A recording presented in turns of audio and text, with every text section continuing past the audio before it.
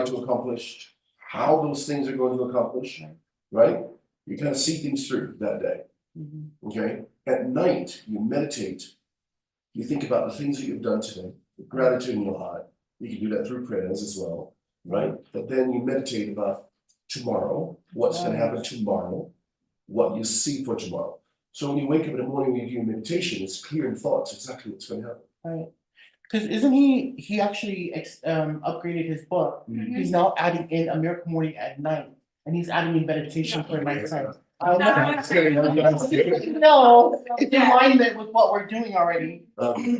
We'll add the nighttime for just missing that part. Okay, so I'm not. the third one. It's quite a lovely one. So, as a young athlete, right, you grew up. Who wants one? Yeah. No. Exercise. It's something that it was kind of natural for me growing up, because you work at a farm. Hello, right? You got to be in some form of shape, right? Got to be in some good shape to climb the trees and all that, do the work, carry things, work at a farm, digging holes, taking care of the animals, all that stuff, right? And then going into sports. Oh, yeah. That was something totally different, right? That deal. That was a different discipline. That was definitely a different discipline. Coming from, because you kind of gain some natural abilities as a farmer working a farm, then you go into sports, it's different, right? There's certain disciplines is involved in sports when you're playing, sport.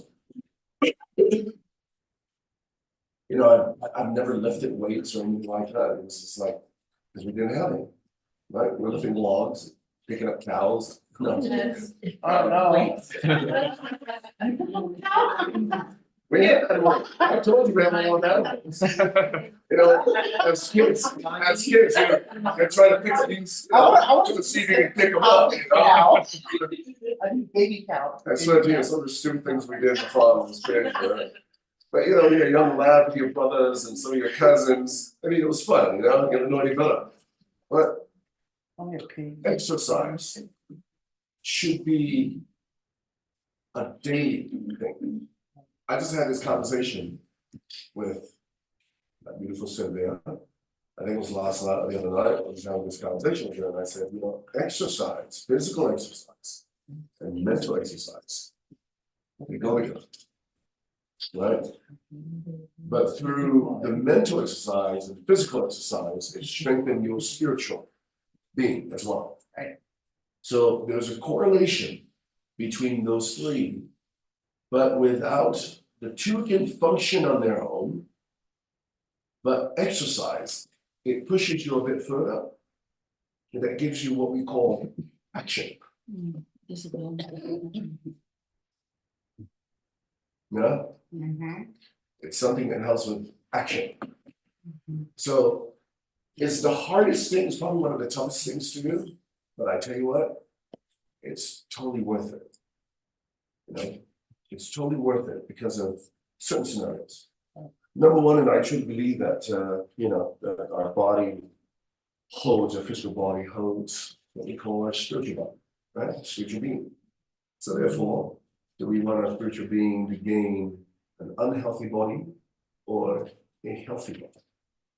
Right. You gotta look at it from a different perspective, right? It makes you think. So is exercise important? Yeah. Right? It's important. So we have to do it. The toughest part about it is to start. That is the hardest part of exercising, is to start. You start exercising, and day one, you keep pushing yourself, motivate yourself. Sometimes you're going to have to cry because it's going to be painful, but you have to push through. You will realize that your mental being, your mental mindset will get stronger and stronger as your physical body gets stronger and stronger. It's really important, guys. Don't do it for anybody else, do it for yourself, right? So exercise. Why did you scared of it? That's right. Why did you scared of it? That was so critical. You have to do it for yourself. Because I've done it for other people, and like right now, the Yeah. mindset that I have is for myself. Yes. And so rather than just like rush into diet, lose weight, I wanna do it, so it becomes a practice. You hear all the time, oh, it's a lifestyle, but until, like you said, you're doing it for yourself, Yes. not for that other somebody, that it's gonna be lifelong and lasting, in my opinion. And, I saw pictures of this woman right here when she was a bodybuilder. Oh, yeah. Yeah. Woo. Tanya made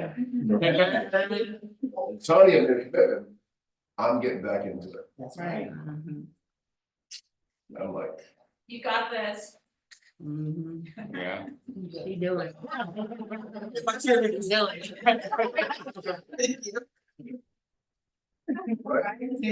problem. Let's go play pickleball. I mean, this is part of visualization. It's Yeah. part of meditation. Like you meditate the things that you want, like.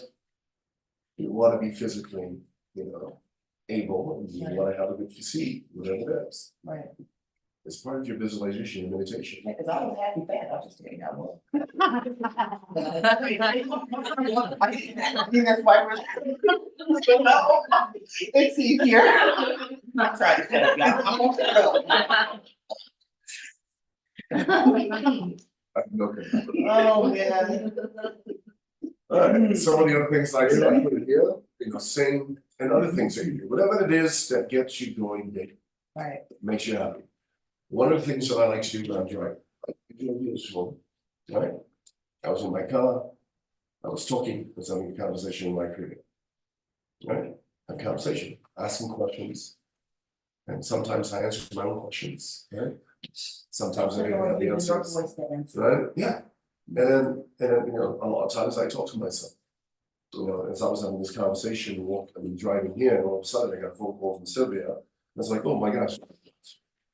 Anyway. God, we said, that's what I meant. That's what he said. Yeah.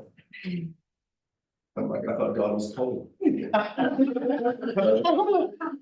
it. So, got it. Alright, so can you guys read this please real fast? I never make the same mistake twice. An athlete routinely warms up before an event. The The same same principle can be applied in your business before an event, business meeting, et cetera. Mhm. Do you do that? No. As an athlete, I don't think so. Yeah. I know that. Didn't somebody say that the brain is a muscle? Yeah. Really? Oh my God, how amazing is that? Didn't they also say that your mouth, your lips, your tongue is also a muscle? How amazing is that? So imagine if we apply certain behaviors, routines to our daily life and see what happens. I'm talking to you right now and I'm telling you exactly what I do. And I've been doing this for over 25 years. Okay? These are things that I discovered by watching, learning, and attending certain things or events, right?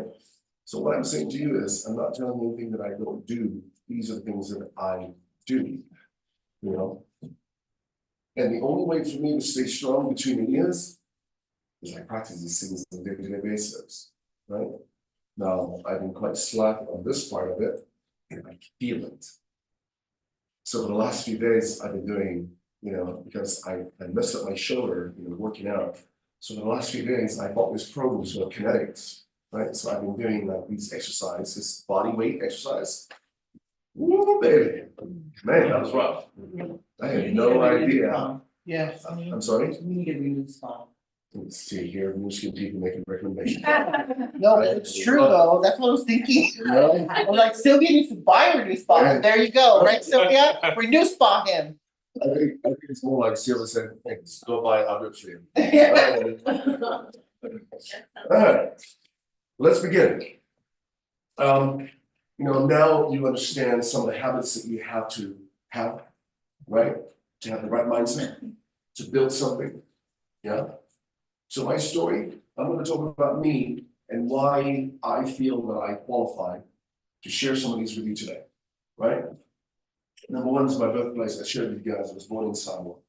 right? My family was born in the Torture Hospital in Samoa. I left the island when I was like a couple of months old. My family was moving over Europe, and went back. I was 9 years old. Keep going back and forth, working farm.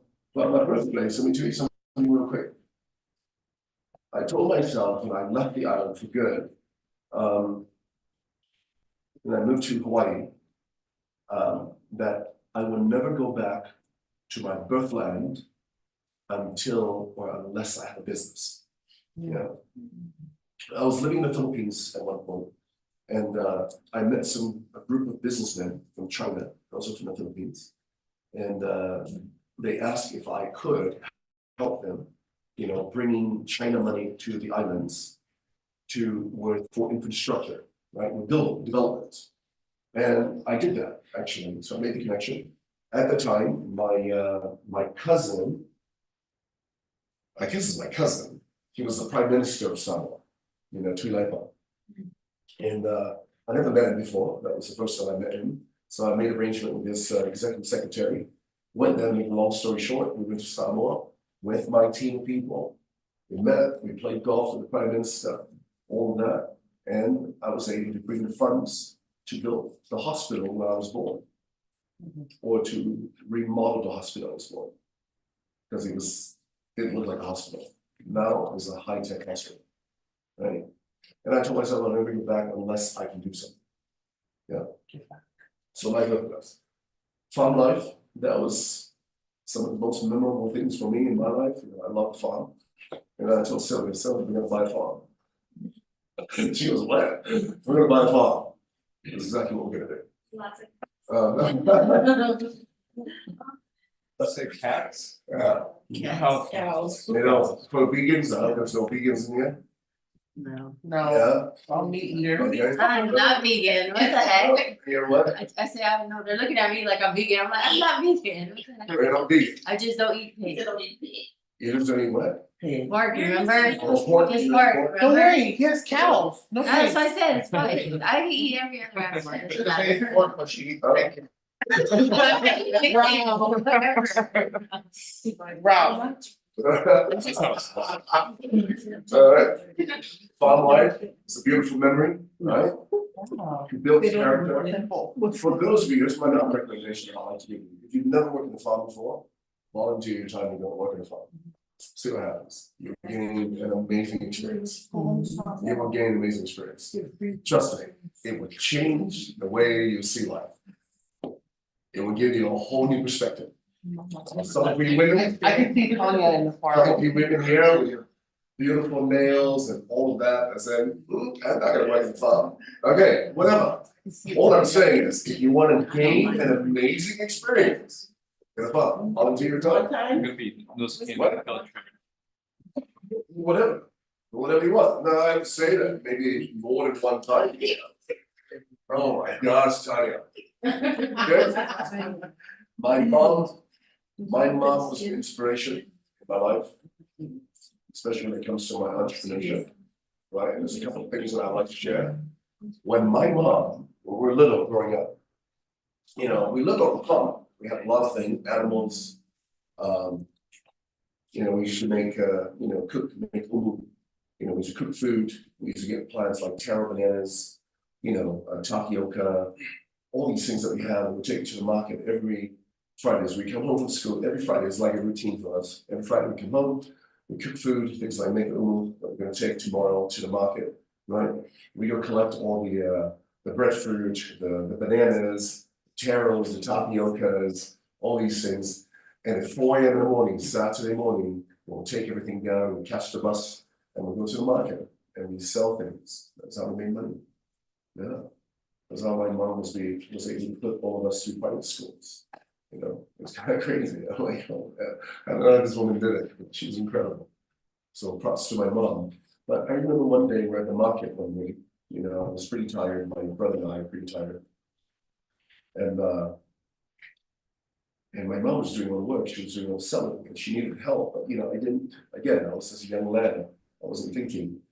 And my mom, after she helped these clients and she told the customers, and she said, why don't you guys help mom?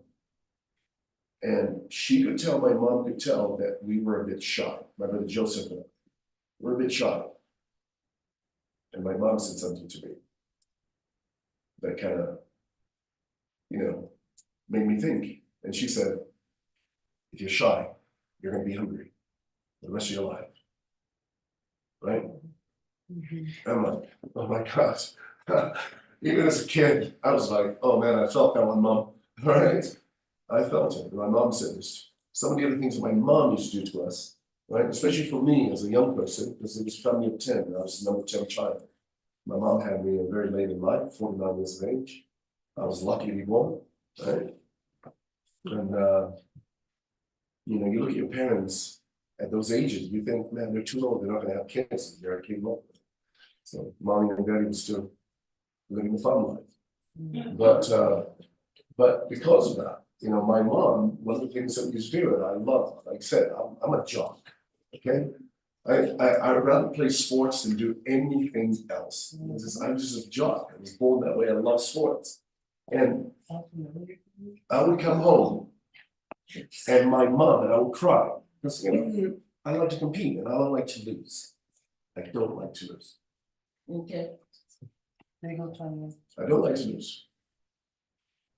It's something that pisses me off if I lose. I don't like to lose. I'm so losing in some way. Oh, that's true. Of course, I won't do anything physical to you.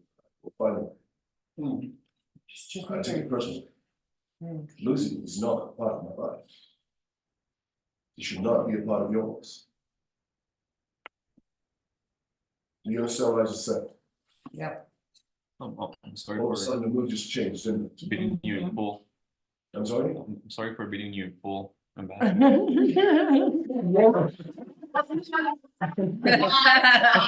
Just find a way to get back Diego. at you.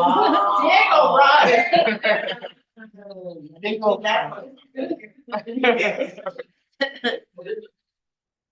or you two let Diego win. Diego, I'll introduce you to the two friends after this. We all love it. All right, so one of the things that my mom used to do, some of the behaviors that we had, and I realized this as a young lad, that my mom, when I would come home, because I would take second or third place from a race or something, because I ran track, I love track, right? I would come home, I would cry, and my mom would look at me and says, why are you crying? And she'll always keep a distance, right? She said, Mom, I didn't win. And she would look at me and she goes, well, obviously you're the first loser. She would walk away. I'm in third place. She goes, obviously you're the second loser. These are the kind of things that my mom was brutal. And she would say these, she would walk away, right? She would never, ever, ever comfort me. Okay? She would never comfort me. She would never come up to me and says, son, you do better next time. She never does this. And I realized something growing up. My mother did not support bad behavior or bad habits. Right? She doesn't support that kind of thought that it's okay to lose. That's why I don't want to lose. It's instilled in me by my mom. Right? So you have to have the same feeling within your heart and in your mind that if you want to win in life, don't take losing lightly. Find a way to win. Do not take losing lightly.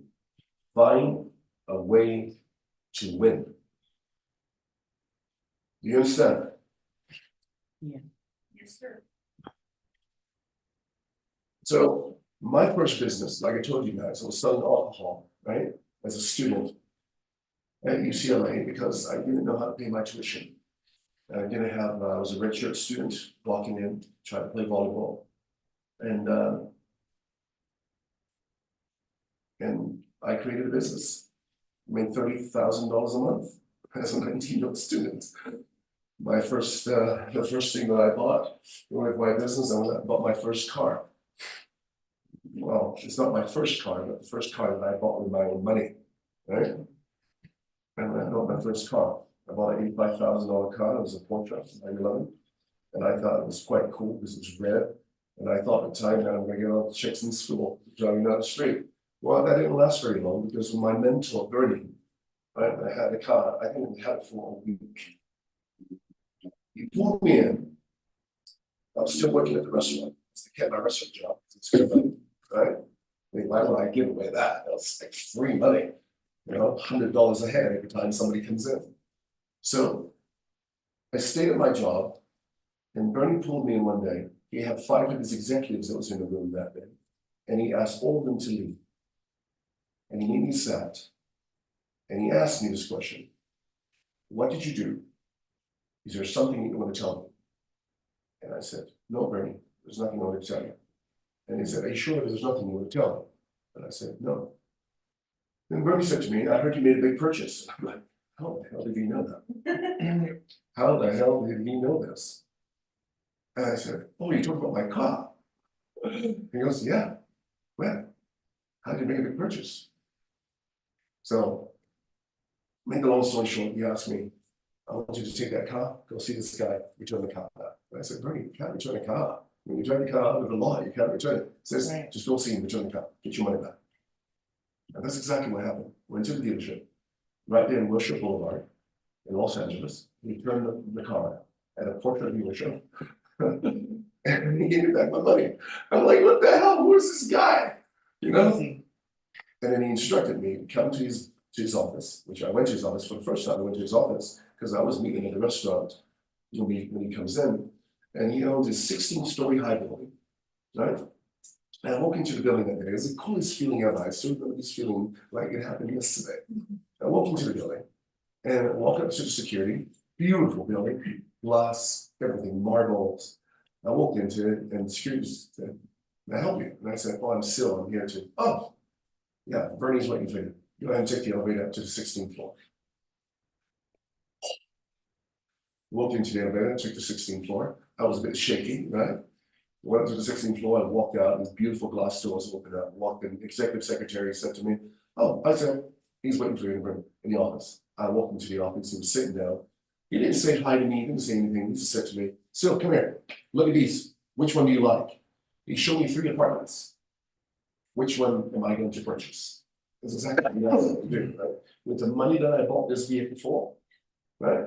It was going to make me invest that money to buy my first apartment. And that's exactly what happened.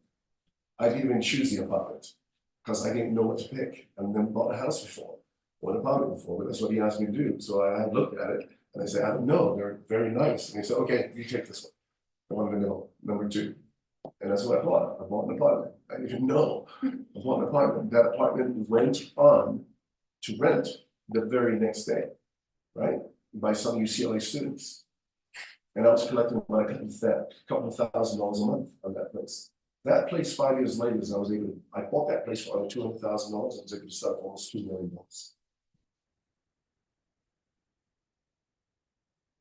And that was kind of cool. Humbling experience. Very humbling experience. So my first business, right? My first car, my first investment. That's what I did. You don't succeed alone in life. Write that down. No one succeeds alone in life.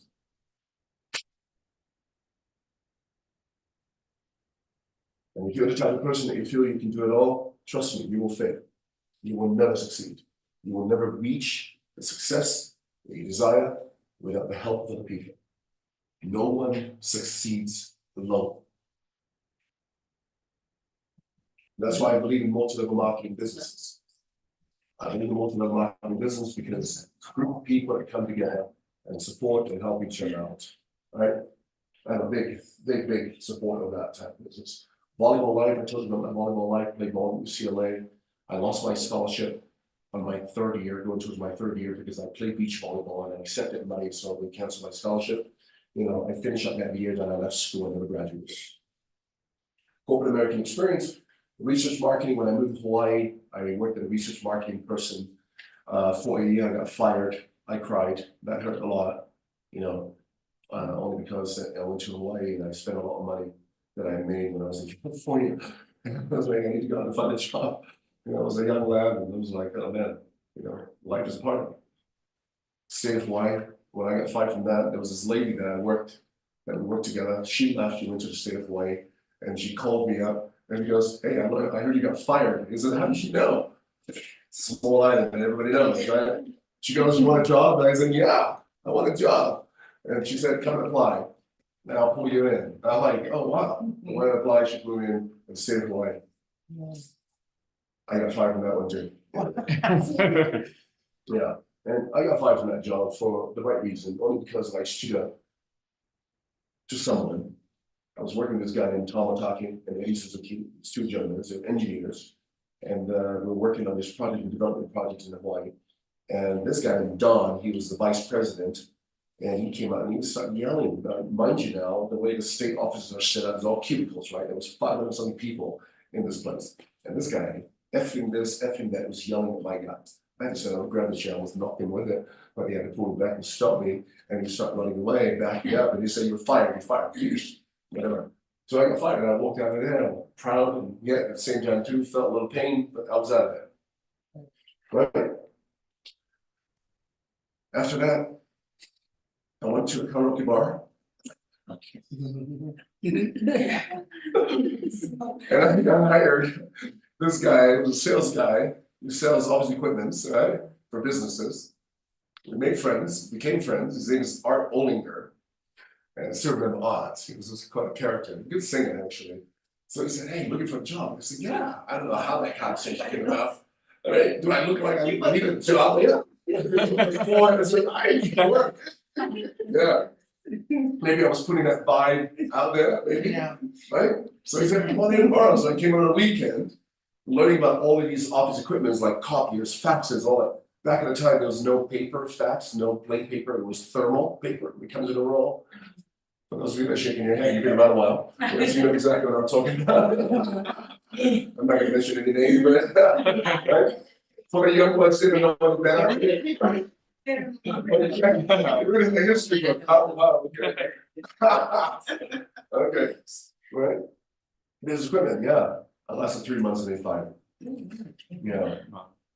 But I learned in that 3-month period, I learned some valuable lessons. Number one, they put me out there with a guy, and we were out door knocking, building in downtown Honolulu, door knock, something on top of it. Sometimes you can't finish a building, right? Because you're going in there, you're knocking and say, hey, I'm doing machine work from so-and-so, you know, and I learned about scripts. And I'm like, oh, it's effective, it's pretty cool. You kind of change it up a little bit, right? As you go along, and you become very proficient, you become very good at it. But because of the fact that it took a long time for me to start getting into sales mode, because I sucked at it and never done any sales before. I got fired 3 months later. This guy named Jack Damoni. No, not Jack Damoni. I'm mixing up the names. Jack something. He was my manager. He was really pulled me in the office. And it was on the weekend. I was in the morning, you know, learning about all these new machines that come in. And he pulled me in and says, hey, Phil, come on in. Talk to you for a bit. I said, okay. I went in there and sat me down and goes, how do you like it here? Right? And I learned about the BS from them as well, right? How people communicate to others, and I've learned the language, and I'm like, oh, wow, that's interesting. Right? I listen. I pay attention to people's physiology, the way they communicate. You can tell when someone's bullshitting or someone's telling the truth. It's very easy to tell, right? So I was sitting there, he was asking me all these questions, and I knew that something was up. And sure enough, he pulled out his drawer, reached into it, gave me an envelope, and says, I don't think you cut out for this. I didn't know what to say. I was like speechless. I was going to tell him, like, what do you mean? I'm learning. This is my first. I couldn't even say the words because I was so shocked. I walked out of there with my tails between my legs. I had no idea what I was going to do. Right? I knew that my money was running short and I had to do something. So then I got into my second business. Created gift baskets. Now, some of you might look at me and says, no. Yes, I did. I started a gift basket business because, you know, back then you used to wrap things and I was like, oh, wow, that's not really good. Wow, it's really professional, right? Making basket people. But in downtown Honolulu, there were so many shops, flower shops that were selling gift baskets. Costco was selling gift baskets. Wait, is that Costco yet? This is kind of sad. I'm not sure yet, but you know, there's a lot of business that was selling gift baskets. So I had an idea.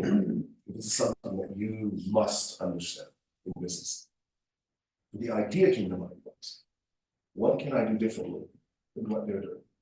It's the first question you ask yourself, Mhm. right? You don't have to invent something that it doesn't exist yet, although I have. But you can create something off of something that's already in existence. Right? Right. You can always make something better. Right. Right? You can always make something better. I mean, if you look at it today, there's so many different computers, there's so many different phones, there's so many different iPads today. Why? Because somebody came up with an idea of how to make it better. It's the same thing with business. How can we make it better? How can I make it better? It's the first question you must ask yourself. So the idea came to mind was, I'm going to create gift baskets, personalized gift baskets, right? Because everybody's different. Because you go to a store, they already made a gift basket, you just buy it for them and hope that they'll like it, right? Some of the things in there they use, some of the things they may not use. So I came up with this idea and I put it together and I'm like, okay, I start putting together gift baskets, right? I start naming it like the morning gift baskets, right? Or your bathroom or something like that. I mean, the bathrooms for the, and then you have your living room gift baskets, right? All these different things that you do, wedding gift baskets, right? This birthday gift baskets. And start putting all these things together. Oh yeah, Costco's around because that's where I went shopping to buy everything wholesale for, yeah. And that was before Costco started selling gift baskets as well. Because all of a sudden they started selling gift baskets like 2 or 3 years later. And that's when I knew I need to exit. Right? There's a time when you know you're in, there's a time you need to know when to leave.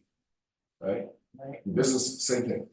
So, and I did that, and I went back to my job of research marketing group. I went to see Pat Louie. Pat Louie was the owner of that company. She was a really nice lady. She fired me, but she was a really nice lady. And I knew the reason why I was fired. Only because there was a few times that I never showed up to work. I called in sick. Only because I was traveling, I was playing professional beach volleyball at the time. So there were times that I couldn't make it to work. And therefore I got fired, which was realistic, right? It hurts, but because I really like the people there and the people I work for. But I went back to her and I put together this book with color, pictures of this with the Kinkos. I don't know if some of you remember Kinkos. I made colorful pictures of these gift baskets that I put together, and I kind of made a, sort of like a book out of it. And I went there and I walked in, I didn't call, I walked in to the office. And I said, hi Pat. She looked at me with a shocking look. And she goes, what are you doing here? And I said, I came to see you because I wanted to thank you. I want you to listen very, very carefully. Remember, they fired me. Yeah? That means they don't want you, get the heck out, we'll never want to see you again. We're not friends anymore, whatever it is. But I was brave enough to walk in there because I know I had a feeling that this lady would help me to jumpstart my business. So I walked in there and I sat with her and I said, Pat, I know what it's like to be an entrepreneur because you started this, you talked about this at one point, and I thought of you and I'm like, you know what? I want to be like Pat Louie, the male version of Pat Louie. I want to walk in there and I want to start a business. Here I am bringing my entrepreneurship to you. Why do I bring it to you? Because you're the person I can trust, that I know you'll give me an honest opinion because you fired me. She started laughing, right? I'm like, wow, I'm saying all the right things, aren't I? I'm thinking in my mind. And she goes, what do you have? And I showed her. And she goes, she looked at the book. And this is what she said to me. You made these? Right? It was like this shocking look like, no, you didn't make these. And she goes, yeah, I made those. And just to prove it to her, and I asked her, I said, in your ideal gift basket, what would you like? I want to make one for you. And she gave me everything that she wants in a gift basket. I went to Costco and shopping, some of the things that Costco didn't have. I bought it elsewhere, and I was able to put together a beautiful gift basket for her. And I took it to her. And I took it to her the next day. And she loved it. She goes, how much are we for this? And I said, no. This is for you. This is my gift to you for giving me a chance. What I would like for you to do is to help me that if there's a birthday event or anything in the office, this is the way that I'm building this. I want to personalize this to every single person. You know when their birthdays are? Have your receptionist go and ask a question what they'd like about a gift basket. text it to me, I'll receive it on my pager. And I'll run it up with it together. Right? You know, some of you are like, what? Pager? Yeah, exactly. Yeah, and I have one of those pages that you can read the message with your tiny little screen like that. And some corny technology. Look how far we've come. Oh boy. Anyway, so it was exactly what I did. I put together gift baskets. It went from Pat Louie and Associate, right? Then I went to other buildings. I learned something. Remember what I told you? I learned something when I was in that sales job for 3 months. And I went up to all these buildings, knocking their doors, and I said, hey guys, how's it going? And all of a sudden, I went from my Jeep Cherokee that I had, loading everything in there to deliver, to having 5 big vans and hired 5 employees to deliver. And 3 years later, I sold the company to one of my employees. I left when Costco started selling gift baskets, because I knew that was going to change the market tremendously. Yeah. And at the same time too, I was recruited as a financial advisor, you know, for a company. And I entertained the idea and I got into that. And I did it for 22 years of my life. Yeah, financial career struggles, I don't want to talk too much about that because that was a babysitting job. Struggles. Well, I think you got the struggles, you know, in between all the opportunities and the mishaps, right? You heard a lot of firing, being fired. Yeah. You know, it's funny because, you know, I really cried the first time I got fired. It hurts Oh, I know. a Yeah, lot. we've all been through The it. second time, it kind of hurt a little bit, and I shook it off. The third time, I was like, nah, I'm out of here. Yeah. I'm never gonna do it again.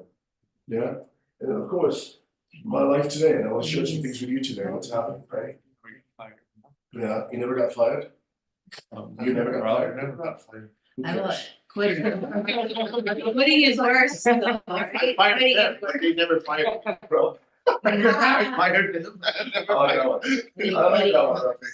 I always got fired. Oh, well, not all of our lives are perfect like it. I fired a lot of people, but that was hard. Oh, yeah, The lingo was hard. It was Oh, hard really? facing them. firing people. So you were the one that was on the opposite end. No. Yeah. But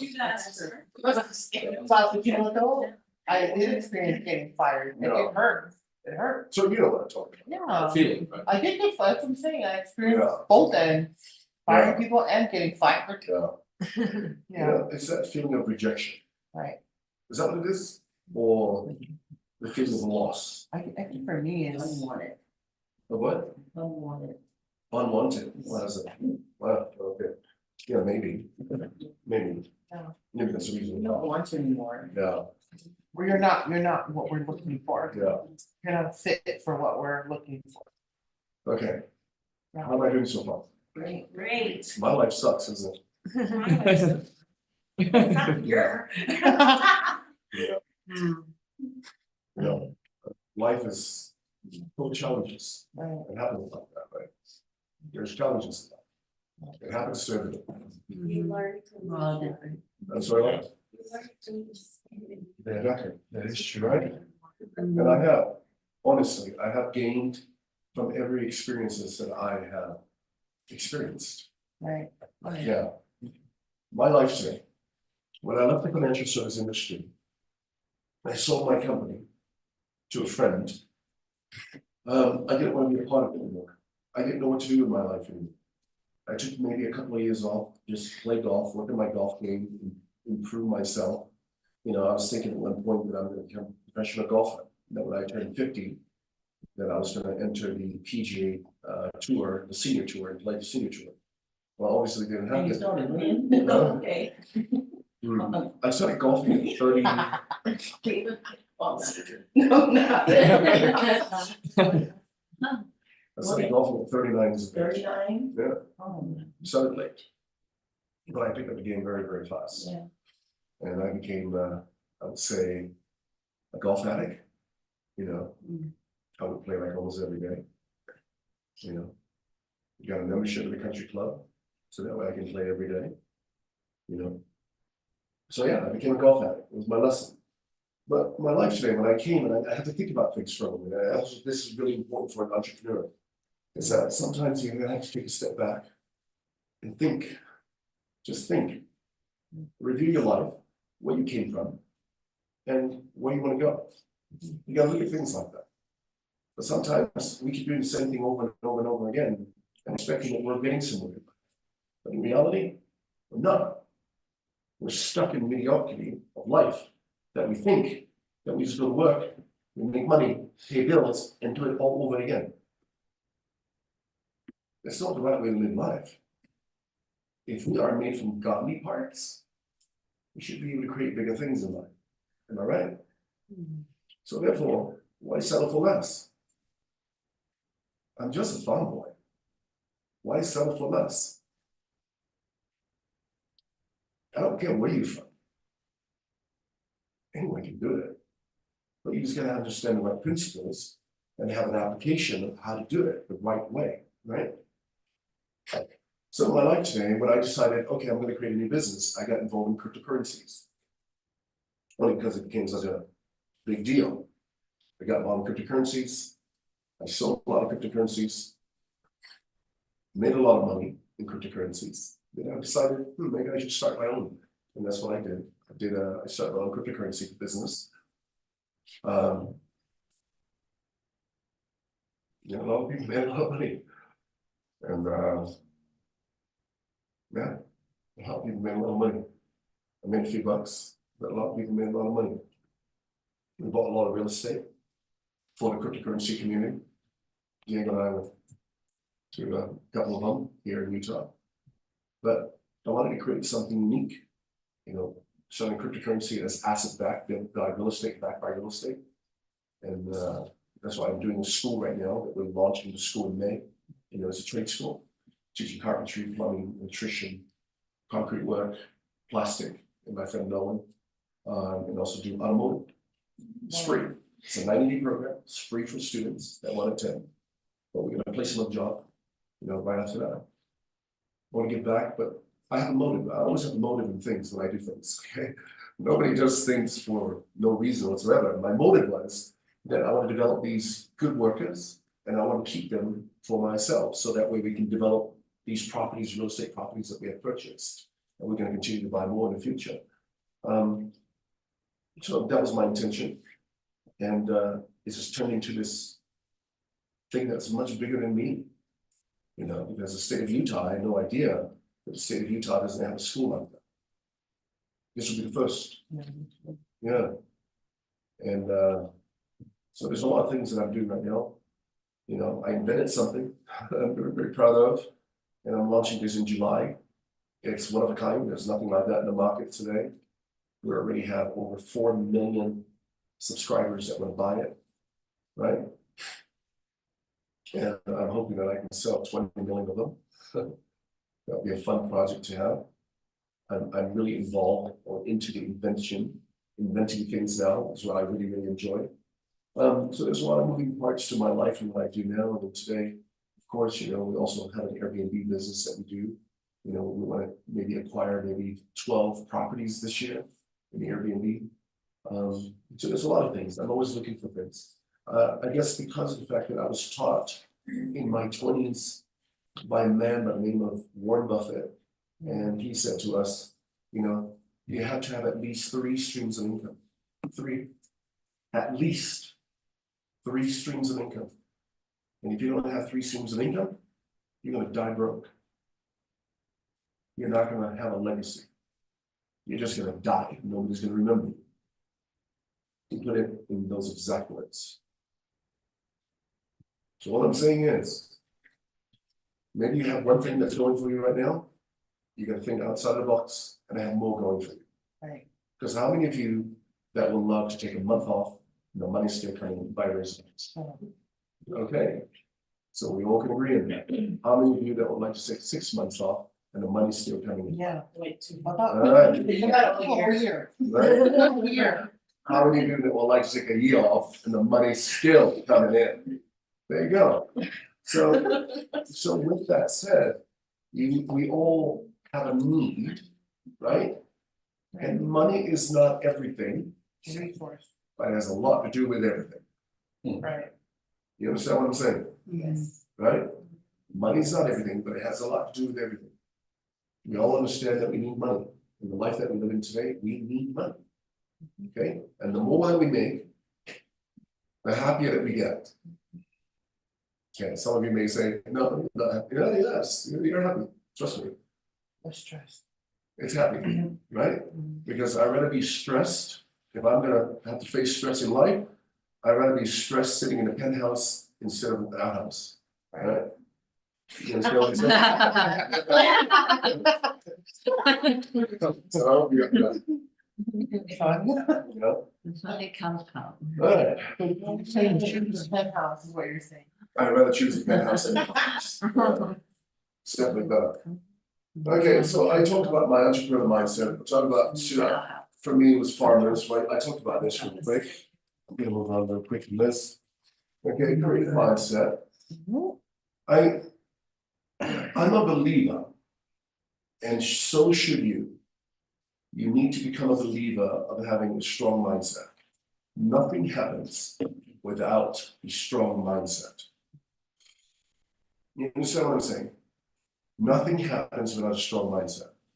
I truly believe that everything that I've gone through and experienced in my life have brought me right here to this point right now. Yeah, right now. Experiences. And if you cannot use those experiences to better the future for you, then you're missing out. That's why I say, take time to sit back, look at your life, right? From what happened and how you can use that experience to gain more, right? To gain more in life. How many of you have kids? I raise them. Yeah? Okay. How many kids do you have? What? Why you looking at people? Tell me something. We both don't have.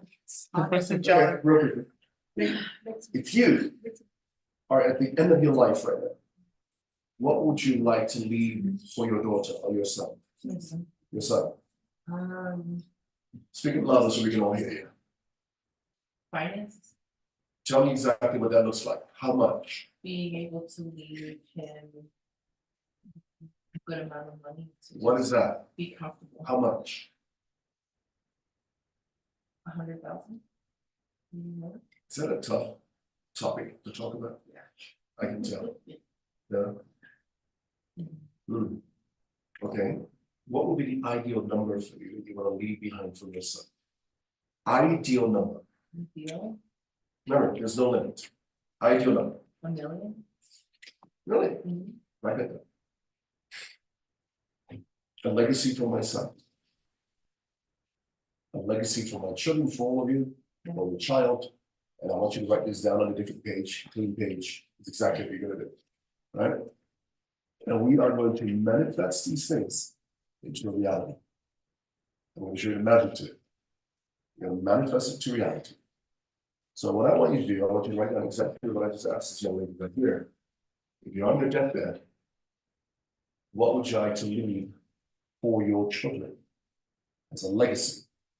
First thing that came out of her was money. How much money, right? Now, what else would you like to leave for your son? A lifestyle. I'm sorry, A lifestyle, a lifestyle? Tell me what that looks like. a home, Okay, something for him to just continue to build. okay, His legacy following his mind. okay. A home, where would you like to see that home at? Where?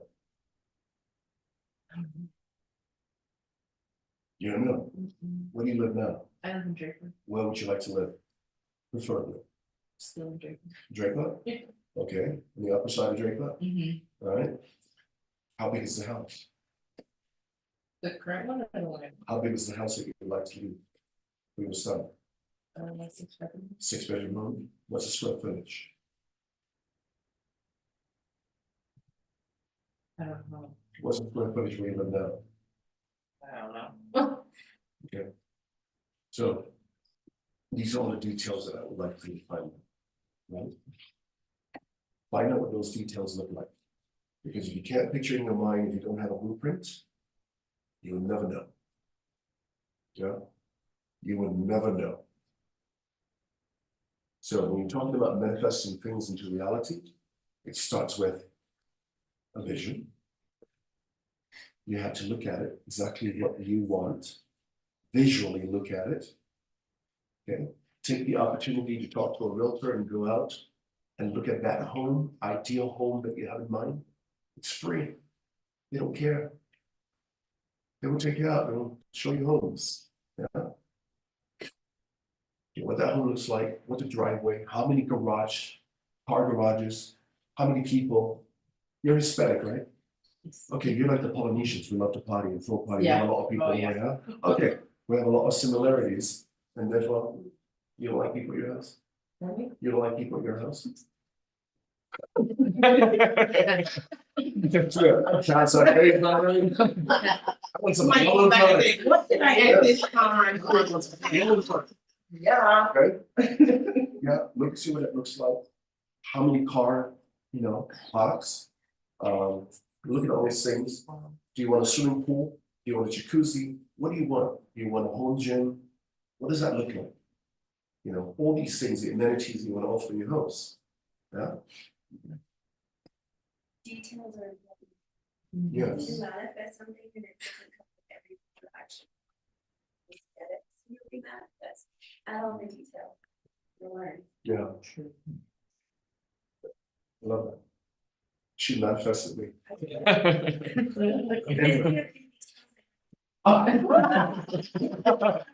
I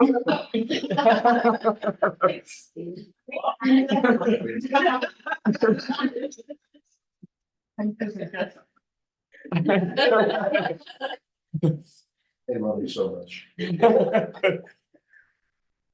Alright. So, this is crazy. You've never done this before? No. Really? Okay. We're gonna change your life. So, manifesting things, and I think having the right mindset is important, right? For those of you that don't have anything written down, that you can visually see it every single day, right? It's never gonna happen for you. These are important, I would say, pieces of information that people do not exercise. Yeah. Aside from meditation and everything that I talked about, but also to actually see it in your mind.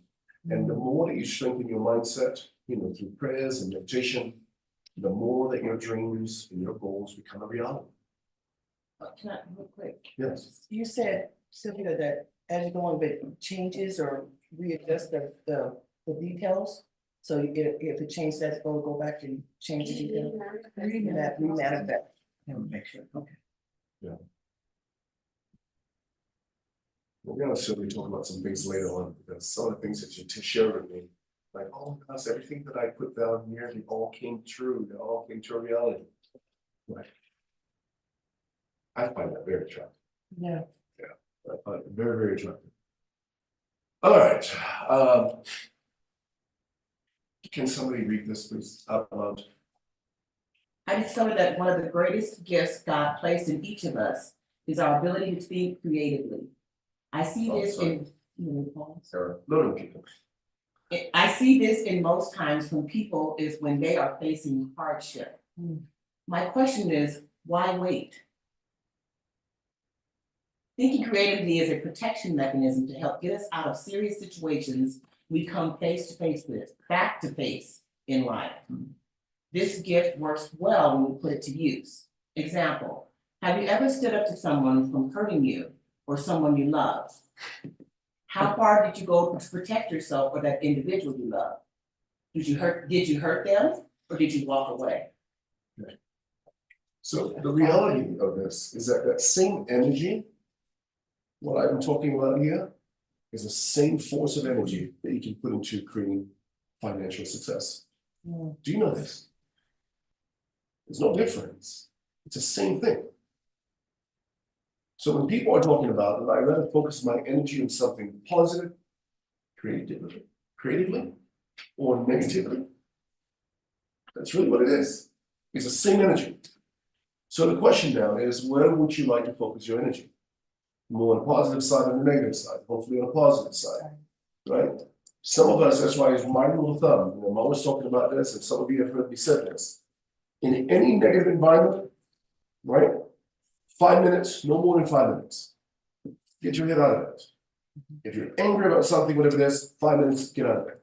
You can't spend any more time in that environment because it's toxic, That's number one. Secondly, is unproductive. Unproductive. Because if you're using all of that energy towards things that are not going to move you forward, so why spend time there? Why? It makes no sense whatsoever. So I want you to spend time on things that are gonna move you forward. Yeah? So there's another exercise that you need to highlight for yourself. If you ever get into a situation, you're angry or mad, whatever it is, 5 minutes, no more. If you're having a conversation with somebody that's pouring your trash on you about how bad their life is, 5 minutes, no more. Your brain cannot handle any more than that. That's why there are psychiatrists become psycho, right? That's why there are these people that does this for a living, is they get paid and become different. Literally, if you talk to these people, they become different. Because they're taking all these negative energy, you know. So what I'm saying is to you, it's the same energy. Why not focus on energy, harness the energy, and move into something more positive? Does that make sense? Okay. Create and continue, right? Can you read that, please, out loud? My favorite reader. Please understand that that same energy you put out to protect yourself or a loved one can be directed towards building wealth and to increase your life with abundance. So how do we focus our energy towards creating wealth? Less negativity, less anger, No self-doubt. more focus on the things that you want, and less focus on things that you do not. Does that make sense? Yeah.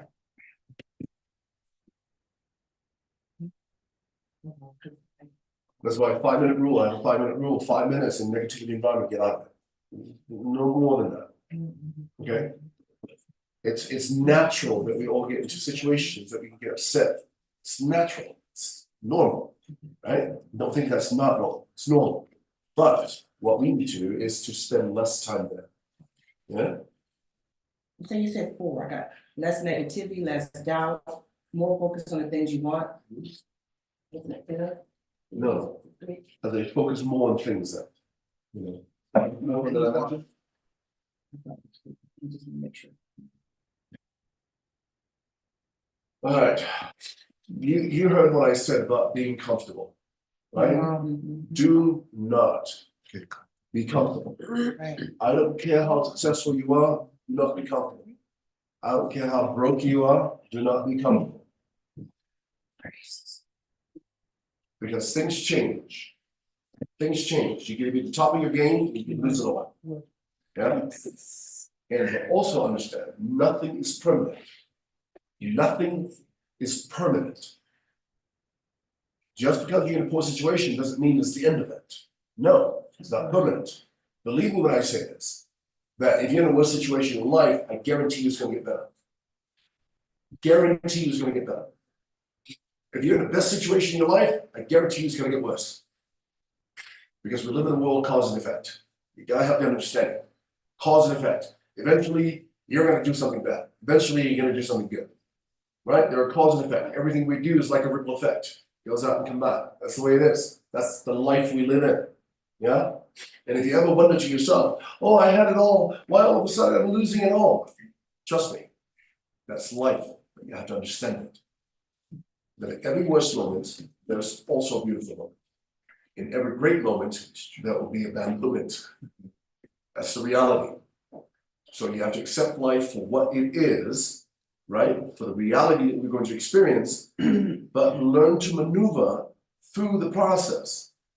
And I think that's the magic of the formula that I'm going to teach you today. Is learning to maneuver through those processes. So how are you going to be able to gain more in a worse situation? How do you handle experiences when you think you got it all and things happen? Not in your favor. You have to learn to maneuver through those situations. Yeah? And I know all of us have experienced something or some things. Yeah, am I right? All of us. Well, trust me, I deal with you all the time. You know, things that I go through all the time. You know, the craziest thing is, you know, you think, oh yeah, I want to make $1 million, right? And I appreciate this young lady for saying this. But I tell you something, $1 million today, it's nothing. is absolutely nothing. You can't do anything with $1 million. You can't do much. You have to freaking make a lot of millions if that's the case, right? Yeah, you gotta make a lot of money. So, what was I? Don't get comfortable. Read it loud, please. Too many of us are comfortable with the way we live life. The way I see it is that comfort is my reference to quitting life.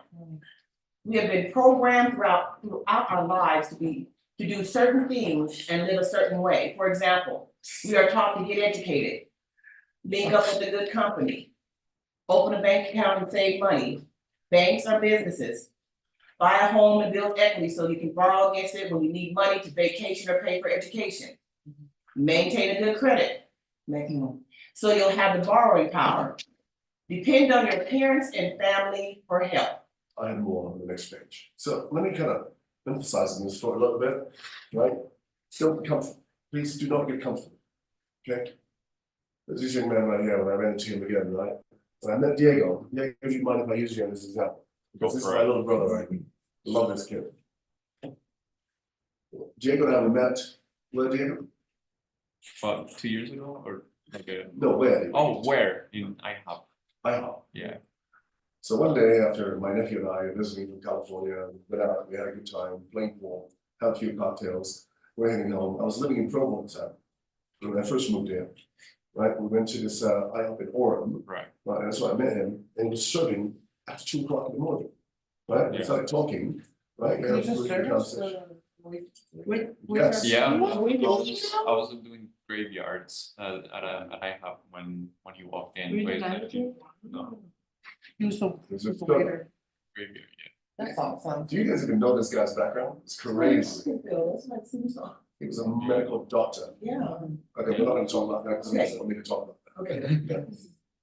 But you know, I respect that. That takes a lot of discipline, right? To be able to get to that level. I don't have that kind of discipline. There's certain type of disciplines, and I'm not that disciplined. It's a lot of work. Yeah, obviously, the three of you, right? Medical field. So, we became friends. For Yuli also. You're in the medical field as well? Wait, who? I was a phlebotomist, What medicine did you practice? Really? Started doing, Thanks, for me again. What? Anything else in the medical field, was in the medical field? I was going for emergency medicine. But like, I was going for internal. when I got certified and then never went into it. Oh, really? I went to school, finished it, everything, got certified and never used it. And then I was a phlebotomist. We have Well, a lot I don't even know what that is, it's such a big word. It's just draw blood, we draw blood all the time, that's all we do. Is that Yeah. like a fancy word for being a baptized? Yes, Yes, it is. yeah. What? You want So to- much. It's not You know, like. I tried Not the one that got your instinct out. Because there is a term in psychology for that. Oh, really? They call them vampires. Vampires? Mhm. Yeah. The psychology term, people are, Yeah, I hate it's them. like the energy out of you.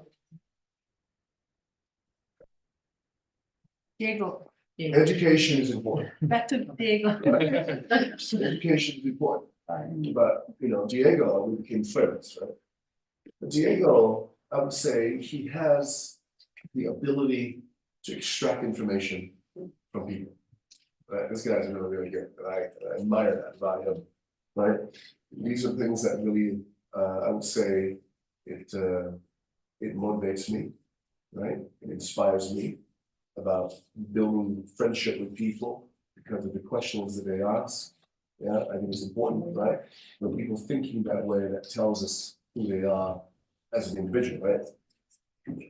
So when Diego and I became friends, we started hanging out a lot more, right? Went out, play basketball, play pool. I think we did a lot of things there. Right. Yeah, Went to the gym. yeah, went to the gym. And we just became friends, started talking. And every time I'm together with him, he's always asking me questions, right? I took him around, I was building a house up here in Thailand. Yeah, took him to a home there and started talking. And he asked me a lot of questions, but throughout those questions, I'm like, wow, it's kind of cool. But he never really told me about, he was very vague about telling me about, you know, him being And Dean, I was like, no, he said, tell me about it. I want to, but one day he finally told me about it. I was like, wow, that was pretty impressive. You know, being a medical doctor and just walked away and said, no, I don't want to do this anymore in my life. I want to find something else to do. Yeah. And you know what? And he asked me questions like, what did you do? How did you, start, making money and things like that? And I told him, I said, when I first got into the financial service business as a financial advisor, first off, I felt personally that I wasn't the right person to advise anyone about money. And only because I didn't have that many zeros in my bank account. So therefore I thought, how can you become a financial advisor if you don't have anything to offer? And then my guy at the time, it was my GM, he said to me, his name is Fred Baylor, and he said, Sil, you gotta understand, we all sit in the game and we have to start somewhere. And in order for you to know and understand money, you have to be in the money game, in the money business. And as I got started, so when he said that to me, I said, okay, so I can approach this thing as a student. I said, yeah, you use me, sit, listen, and just watch things grow. It's like, cool. So every appointment that I have set, I've taken this guy out with me. He does all the work, I make the introduction, I shut up, and he does all the work for me, and he puts a paycheck in my pocket. I'm like, man, I love this relationship, I really love this relationship. Let's do more of these, right? And he was the one that helped me to get to my first $1 million round table in my first 4 months in business. As a financial, professional. Because I just set the appointment and put him in front of people. I'm like, I love this relationship. It's like a marriage made in heaven. And I just kind of grew from there. And once I understood the lingo, I listened to everything he said. I went on and I started doing it myself. Diego, on the other hand, he asked me these things, and I told him, next thing you know, he disappeared for a while. And I said, that's this guy. It's the longest I've never heard from him. Next thing you know, he called me back and he said, hey, I applied for a job at Fidelity. Fidelity, right? And they hired me. I'm like, what? He goes, do you think it's a good thing because you did it? And I said, no, that's what you want to do. Yeah, go for it, right? It wasn't a very good experience for me towards the end of my career as a financial professional, and only because, I felt like I was babysitting these adults, that don't want to break away and go on their own. And that's what I love about what Leanna and the Hunts are doing, is that they are able to break away and go on their own to focus on their own business. I love that. People on the top should see that as a great success. That's how you want. As a parent, you want to raise a child and eventually say, Mom, Dad, I'm gonna be on my own, I can live my own, I can support myself, and do all that. Wouldn't that be a great thing, right? That's what you want. Yeah. So I look at business the same way too, but as a financial professional, I can't believe he's following those footsteps. I'm like, all right, go do it. I'm very proud of him. So when he went through all the securities license, taking tests, I'm like, don't call me for 3 months until you pass your tests. Yeah. And I'm so proud of him. But for him to do all of those things in a very short period of time, it's quite impressive. It's what I say, when you put your mind into something, it's really doing it. And I want to make sure, I want to guide this young man the right way and the right path. I do not want to give any advice that to me is like, wait a second, I'm not sure if that's going to work or not. Every advice that I give is something that I have exercised myself, that I've done myself. I will never tell you anything that I have not done. No, I will never tell you anything that I have not done. Let me see. Make a good company. These are the things that we're taught early on in life, right? But let me ask you a question. Because this is a question that was asked me a long time ago in my early 20s. Is that what creates wealth in America? Is it hard work? How many of you are hard workers by raising hands? That really believe you're a hard worker? Okay, how many of you just show up for a paycheck? Right? There's a difference. And you know what I'm talking about. Yeah? How many of you are highly educated? How many of you have a college education by raising hands? Keep your hands up. I want to see who you are. All right, well, it's majority of you in the building in this room. That's fantastic. Good for you guys. You are the type of people that I hire. I love you guys. Thank you so much for studying really. You're welcome. Thank you so much. We studied just to get exactly where we are now, Yeah, so. so my question here is, you said most of you raised your hand when I asked you the question, how many of you consider yourselves hard workers? And most of you raised your hands. But where has that brought you? Not hard enough. Yeah. worker, not hard enough. Yeah, maybe you're smart, work smart enough, harder, yeah. But how do you do that? How do you work smart in an environment that is, right, it's controlled? How do you do that? I am like an animal that is uncontrolled. And I mean that in a very positive manner, right? I cannot function in an environment, right, that controls my thoughts, my ideas, because it holds me back from being productive, right? And that's why I was in that industry of financial services for a long time, because I became very productive. I became very creative. I made a lot of money in that industry, right? Because no one controls me. And then when the federal government decided to put all of these restrictions on the license and what you can do, what you can't do, it kind of took a lot of things away from you, a lot of things away. I like to be in an environment where I can become creative. I can think of ideas, right? I can do things independently. But what I said to you early on, I think God gave us one of the greatest gifts of all is the ability to be creative. And if you don't think creatively every single day, you're losing out. Think creative. You'll be amazed what you can think of. When you turn that television off, put that phone on the side, and just sit there, look at a tree or whatever, focus on something, see what your mind will do. It's amazing what it will do, right? Open a bank account. A bank is a business, right? We all know that, right? A bank is a business. There are other ways aside from a bank to save and grow your money. There are more things out there that you can grow your money in instead of leaving your money in the bank. We're all taught to save money. Save for what? What did you say? I said retirement.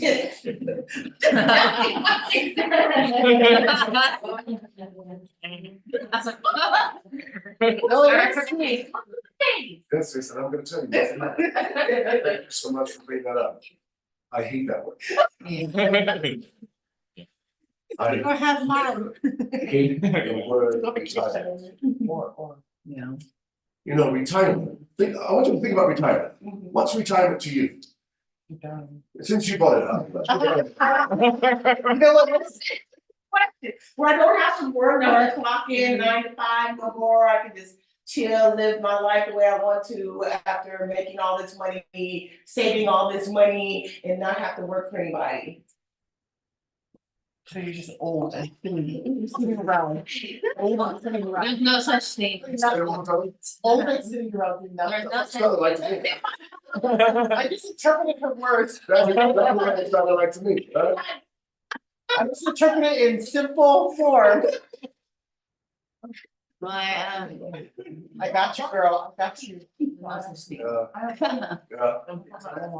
So do me a favor. What's that?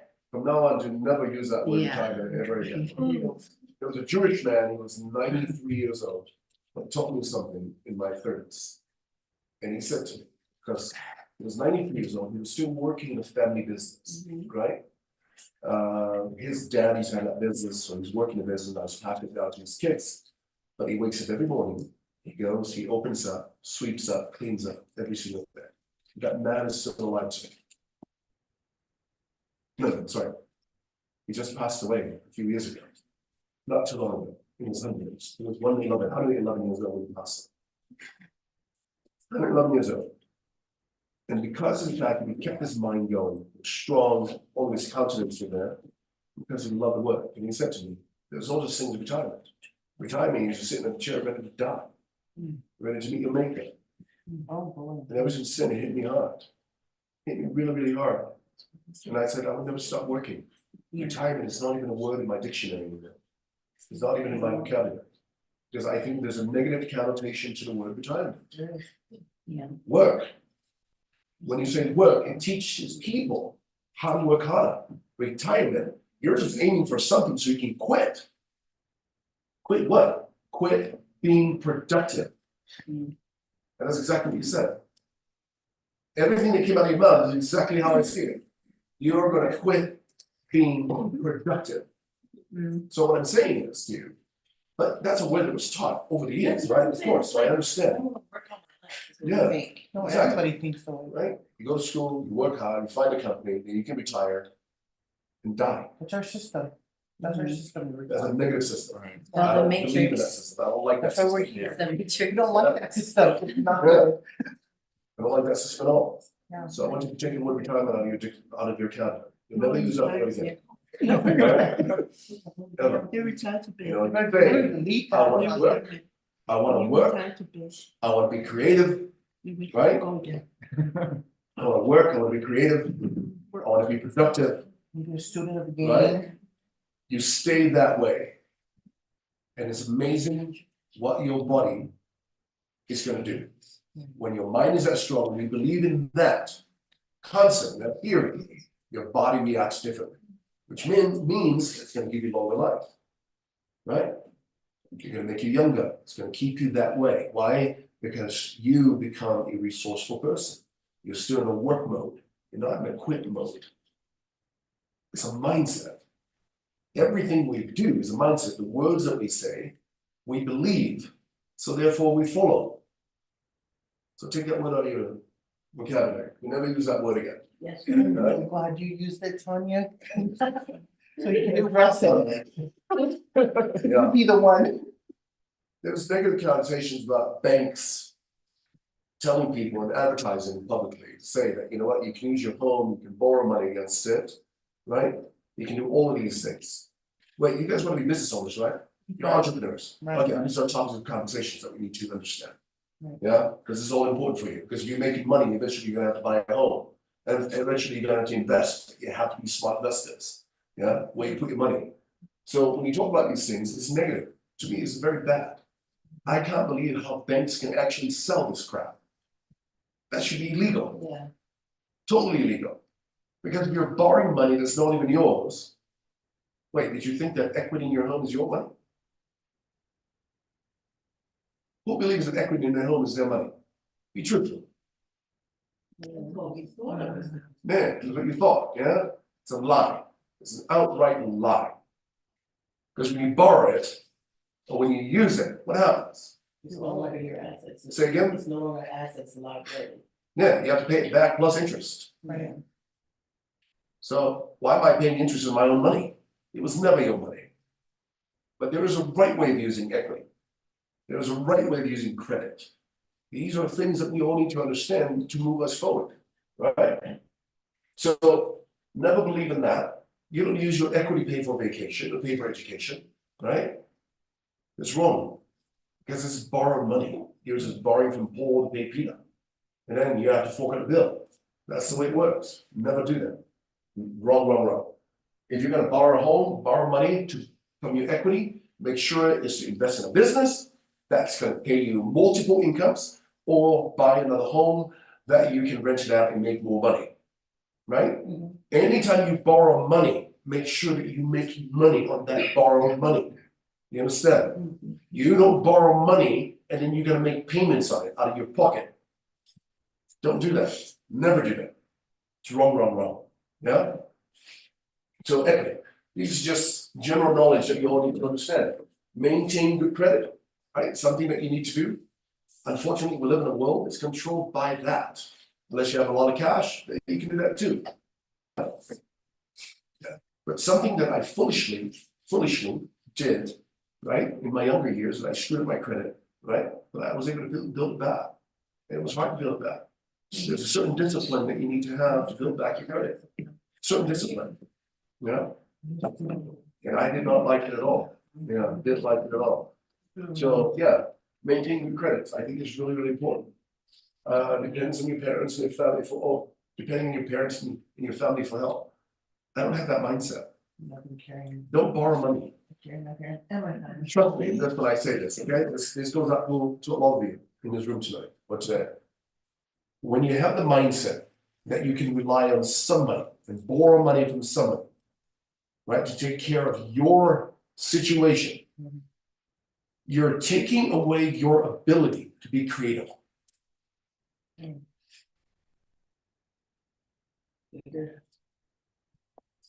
Say it louder. Figure it out, Say it one more time. figure it out. So what I'm saying is, these certain things that we do in our life that handicaps us, that we don't really see it as a handicap. It's all behavior, but you're used to it because it's a custom in culture, Right, right? Your culture, the way that you do things in your family, whatever it is, right? Get away from that. That is not a mindset of a winner. And if you want to change things this year for the better, these are the things that you have to get rid of. Yeah. down yourself. You gotta get rid of these things. 401k is BS. Okay, I know my friend, I know Diego's in that industry. 401k is BS, I don't do 401ks. right? Let me give you the truth. Let me tell you the truth about this. In the early 1980s, they came up with a 401k plan. It wasn't designed as a retirement plan. It was never designed as a retirement plan. Everyone at the time, companies at the time, they all had pension plans, right? Where the company, the employer, and the employee were partnership in that retirement plan. Yeah? And all of a sudden, these high-paid executives in these companies, you talk to the Fortune 500 companies, they decided, oh, maybe, just maybe, we can have a plan to benefit us because we're paying too much money in taxes. So the federal government came up with this plan, 401k, right, to offer this plan to these top-paid executives. Top-paid executives decided, maybe we can offer this as a retirement plan. Take the employer away as a responsibility, right? No risk for them, all employee responsibility. 401k was introduced, all of a sudden, all companies adopted. There's maybe a few companies, a handful of companies still have pensions, but it's not gonna be for long. Because now, when you lose money as an employee in your 401k, that's all you. But who chooses your stocks and your mutual funds that you invest in? Who does? Does anyone of you pick your own? No, 90+% of employees don't even pick it. They sign up, they say, yes, I want to put a certain percentage into my 401k. But do you even know where your money goes into? Do you even trust your financial advisor that they're going to be the right thing? No. I understand this. Okay, Diego, I'm sorry. I apologize in advance, but you're not. Right, you take companies like Fidelity, Merrill Lynch, Edward Jones, all these companies, they're all broker houses. Let me tell you this, and we give you an education on this if you don't know. Broker house, they pick the best stock, best investment or mutual funds that they make the most money, that the house make the most money on. And these are the ones that they pass down to these financial advisors and push. You understand? Is it the right thing for the employee though? Majority of the time, no. So it behooves you to choose your own stocks of where you're gonna put your money. If you have a 401k, 403b, 501, whatever it is, choose your own. Get involved in your planning. As a business owner, as an entrepreneur, you have to be involved, engage. Don't leave it up to chance. You have to be involved. It's a mindset of an entrepreneur. You gotta know where your money is, of course. Yeah. So that's what I say, 401k is BS. we got that word you don't like in there too, Which one is that? retirement.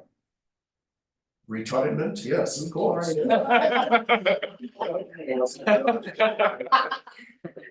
Yeah.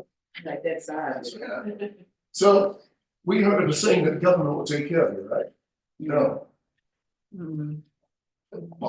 Yeah. I love this country. When I first moved here, one of the things that I understood that my uncles used to tell me was the ability to exercise free enterprise. And the United States is one of those countries. And it seems like things are going reverse on us. Right. And only because that these guys here decided, hey, count on us, we'll take care of it. That's the biggest lie ever. Yeah, this year. Are you at age to collect social security now? 5 more years. 5 more years? Yeah. Oh, they raised it, yeah? Somebody got a raise, I hear from some of the other seniors. They said they're gonna raise it to 71 years of age. Well, Mm. I'll say it's 67, you know, because right now, they don't know anything, Yeah. change to 71 for y'all.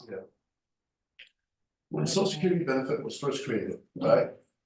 It was for the boomers, it was for the baby boomers. Right. When they created Social Security benefits, it was to allow someone who's been working 40 years of their life, right? That they can have a pension and to have a subsidy, right, to help for that retirement. But the Social Security benefit actually was created based on 33 workers to one retiree. 33 workers to one retiree. Yeah.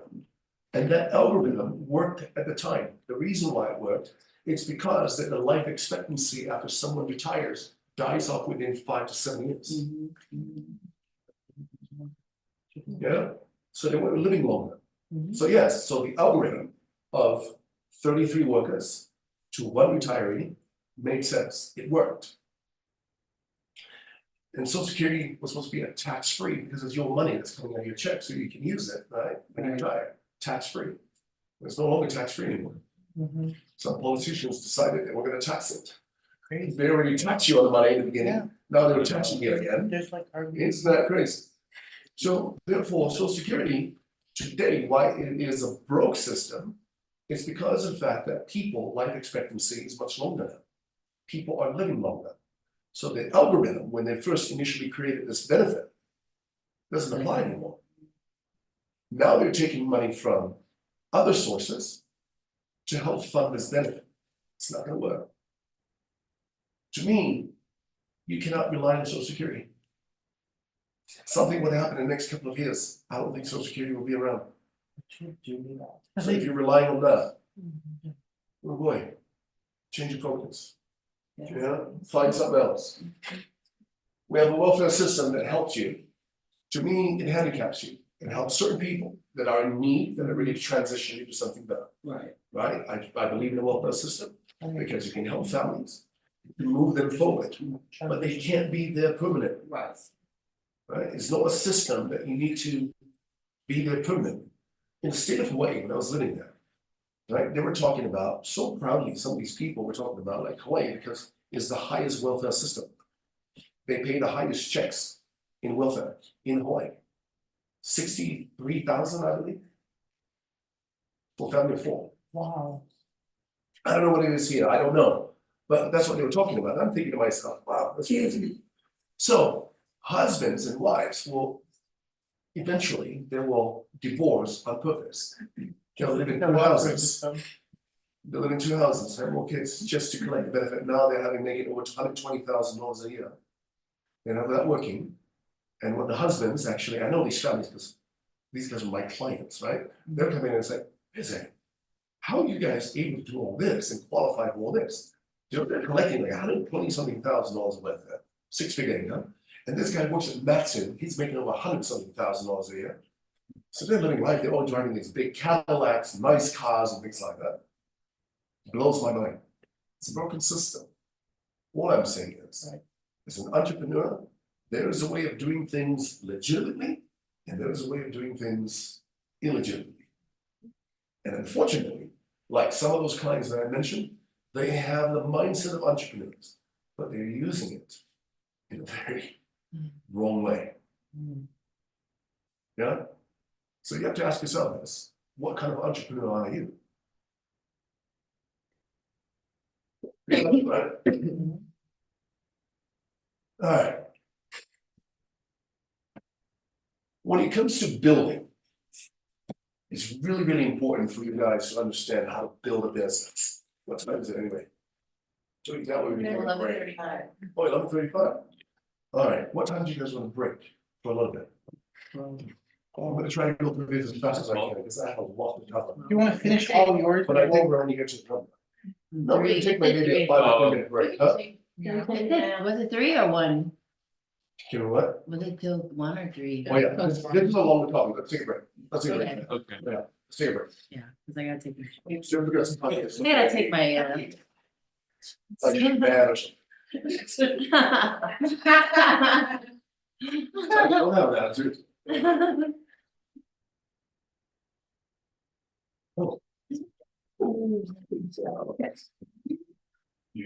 Look better. Yeah, no, I saw the changes to one. Oh, it's one, okay, 'cause the other flyer said 3, so I was like, which one is it? I thought Malcolm told me last night, 1 o'clock. No, that's Guys, perfect. Okay, that's. We have to go with prep for tonight. Night to get ready for. That's perfect. 1 o'clock. That's- Yeah, she told me 1 o'clock. Oh. Yeah, that'd be good. Yeah. Those are two separate flyers. Yeah. One said 3, one said 1, so I was like. Hey, guys, we're taking a break right now. We'll be right back in 10 minutes. So I have questions. So as a new entrepreneur, let's just say, for example, like, let's just say I bring in $10,000 worth of assets. Yeah. Like where then what would be my smartest tool to make that first investment? No, just saying like, let's just say anything like accumulate, Yeah. like coming into New Skin, like what would be my first move as an entrepreneur to invest in something that's specific? Yeah. Like what would be my first route? Well, Is it Airbnb? in New Skin. Well, New Skin is my reservoir, right? Yeah. So let's just say I make $1 million of New Skin and I want investors. My first investment move would be the smartest move that I can make as a new entrepreneur to put that money into invest. There's a lot of things. There's a lot of things. It all depends on the kind of ROI they can vote. Yeah, Yeah. that's what I'm talking about, is the ROI. Yeah. I can put together a portfolio for you. We'll grab it. Sure. No, I did it. So I can ask. Oh, Yeah. And so I said, maybe that one needs to be an issue to instead of Michigan. So that's what I did. Beauty? Yeah, this is true. With the. Oh. I don't get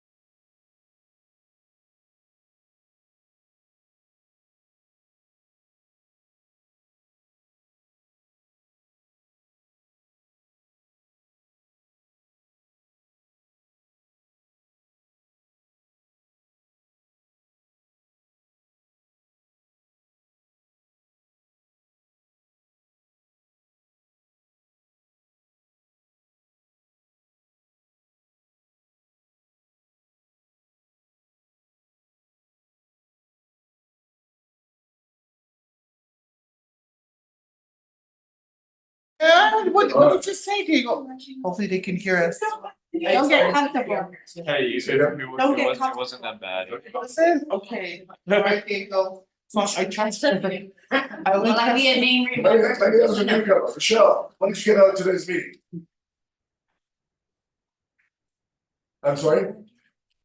I'm sorry, What did I do today? Well, yeah, a couple of things. so far, I've got is I need to make a blueprint now.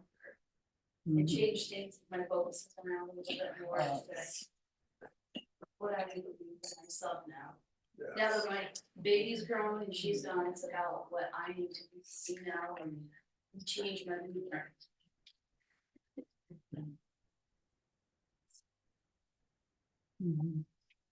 Thank you.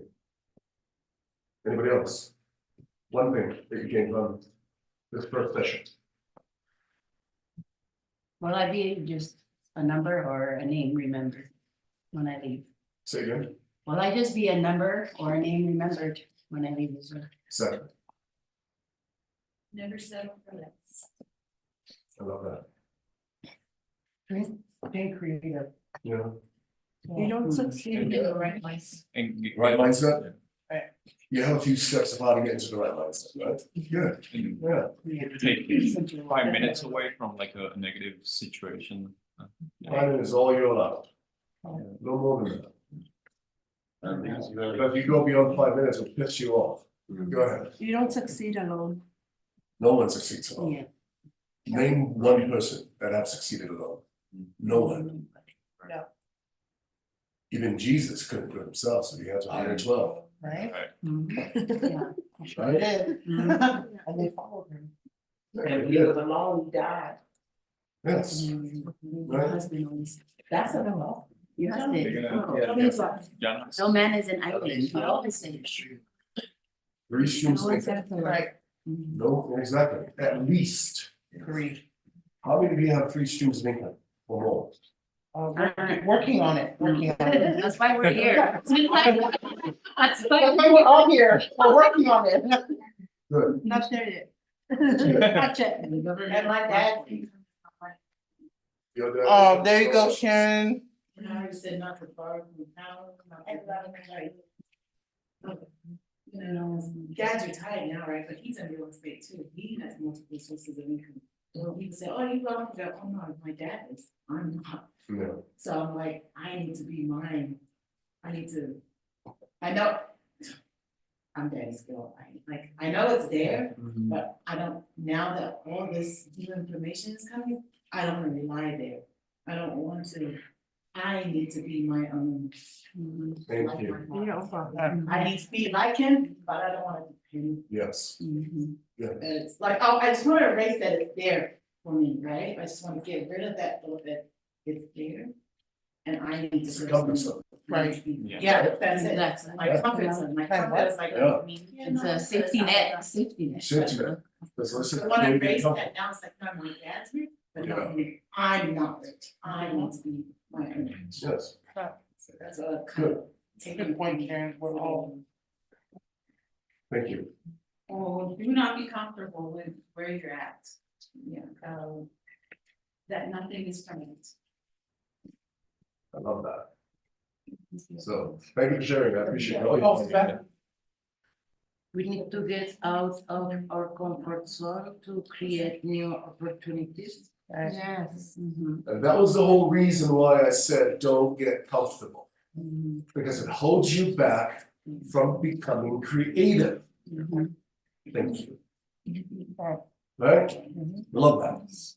All right. Let's talk about building. We are here because everybody wanna build, right? You wanna build a successful new skin business. That's why you're here, because that's your platform, that's what you do, right? Yes. How can you get to the top of the food chain with new skin?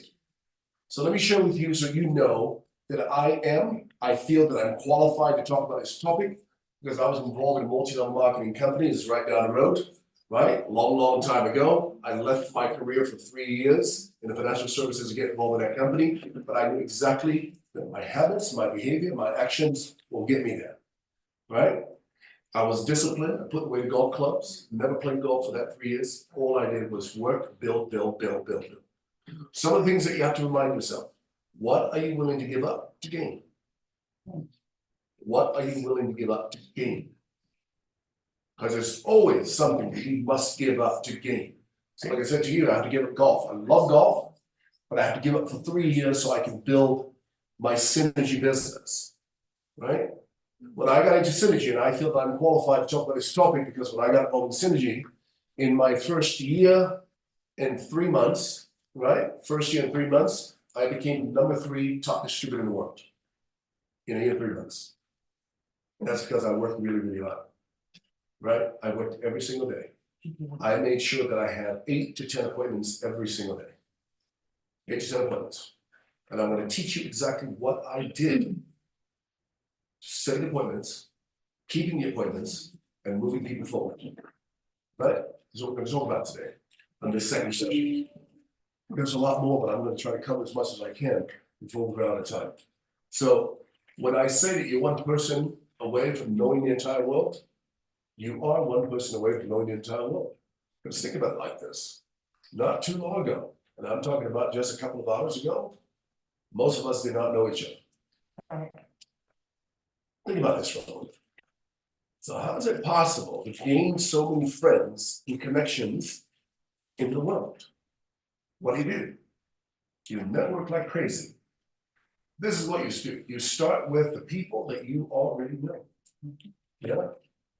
You start with people that you already know. What we call in the industry, in sales, direct selling, whatever it is, the warm market. But do not rely on your warm market. Make a note. You start with your warm market, but do not rely on your warm market. Because if you're broke, chances are the majority of people that are around you are broke. Right. That's just the way it is. It's influenced by association. So if you want to grow something, want to grow it big, you're going to have to step out of that zone or that comfort zone, that market, and change it. But there's one thing that we all have in common.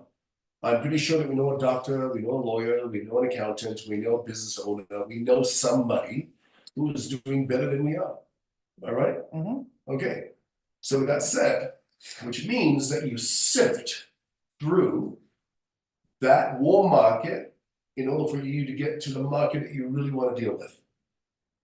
Is that market outside of the warm market? So in other words, you're getting all the people in your warm market and you help them to put together a list, is what I call referrals. You put together a list of people that they know that will help you move your business forward. So when I say you're one person away from knowing the whole world, it's not who you know, it's who they know. And it's who they know. You see where I'm going with this? So therefore you have to learn how to sift. Yes, the word is sift. Learn how to sift through your network in order for you to get to your goal. I was able to recruit and build an organization from 0 to over 15,000 people within that 15 months. Because I was able to become number 2 in the world in that company. You know? Because I worked my tail off. Because I knew how to sift through the network. Does that make sense? How many of you are sifting? Right now, yes. How many of you have been sifting? No? What I'm saying is you're comfortable within your own market, people that you know, right? You have to learn to step out of that comfort zone. Become an entrepreneur. A real entrepreneur is someone that goes into deep waters or unfamiliar waters.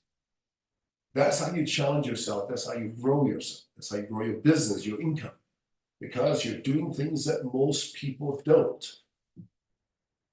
That's why they say, when they say that success is a very lonely road. Because most people won't do it. Most people won't try it.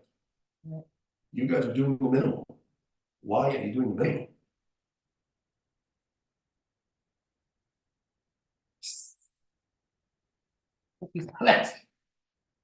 Well, you're not answering the question. You're not answering the question. You know what, we're gonna think that, we're gonna think your question through. Yeah, yes, Yeah. please do so. Because, oh, yeah, Because the fact of the matter is, I don't want you to have mediocre, results. I want you to have massive results in your business and whatever business. The formula that I'm going to talk about with you right now is the same formula that you can take to any type of business and you can make it grow very fast. Yeah? Yeah. This formula doesn't only apply to multi-level marketing businesses, it applies to any business that you are involved in or will be coming involved in. Yeah, so when I said that you're one person away from knowing the whole world, it's a very, very legitimate statement. How many phone numbers do you have on your phone? Anybody? 214. 214? How many phone numbers do you have before? How many got more than 214? I don't know. How many do you have? 1,000, I think, 1,000? somewhere around there. Anybody's got more numbers than 1,000? I'll have to double check. I'm pretty sure it's like, 1,060 for me. see, Okay. exactly, that's what I was like. Who's got 2,000? Lee, I want to see who the most popular person in this room tonight. Let me double check. I'm like, let me double check. Well, let's go social media then. You have 2,000, right? Mine has, Let's yeah. go on social media, because I think I got there. We'll go to that list. How many do you have there, Michelle? Close to 500. What? Enough? Michelle probably like at 5,000 in her phone. No, not even. 10,000. Not even. Michelle's so popular as well. Yeah. Within her own sanity. Yeah. Well, if you have more than 2,000, that's pretty amazing. But let me ask you a question now, for those that have 1,000 and 2,000. How many of those people that you actually I thought I know was wrong. and stay in touch with? Oh. Not all of them, that's for sure. Yeah. Oh, so that's right. You talking about the stay in touch part? Yeah, How many people are those? You know that, the stay in touch part, yeah, not as much. Maybe 10%. 10%? Probably, yeah. Alright, so how do you increase that percentage? You know, when it comes to networking, alright? It has to do with people, yes? Right. So if you want to grow your network, you should reach out to every single person that's on your phone. Yeah? Every single person that's on your phone. If you want to build a network of people, right? On my phone, I list everybody, I have categories of golfers, yeah, Mhm. yeah. Pool players, right? Surfers, networkers, business owners, right? I put them on different groups, you categorize, so you know exactly who you're contacting. But for those of you that have, go to your phone to start contacting everybody that maybe does not look familiar as on your phone. Reach out to them. I hope they answer. If they don't answer the call, call them first. And if they answer and said, "Hi, how are you? I got your number on my phone. I hope you have their name, not just the number," right? Right. And I'm just puzzling right now to figure out whose number is this? Well, by the way, this is Manu, okay, but that's what you do. They might say, "Oh, Manu, how are you?" Okay, does that ever happen to you? Okay, how does everybody? I have 582. Okay, I'm sorry, I'm you're sorry. not at 1,000, so you're sorry. I thought it was 200. Increase that to 1,000. Lucille, that happened to me this morning on my way here, and I got this text from someone, Mhm. area code 209. She said, "Good morning," I said, "May I ask who this is?" "Hi, I'm Rose, are you Elisa?" And I said, "Wrong number, sister, how did you get my number?" She said, "I'm sorry, I've dialed the wrong number, hope I won't bother you." So I said, "No worries, where do you live, may I ask?" So she said, "Thank you so much, I'm in New Orleans." And this happened this morning. Where are you located? So I'm gonna reach out to her. I don't know if that's her picture, but she sent me a picture of her. Nice. I do have to say, I get those in one of your scams. Yeah, I know. This is a picture? I do, and No, no, show it to me like this. You know, they send a picture, but they're That's scams. the same girl that called this morning.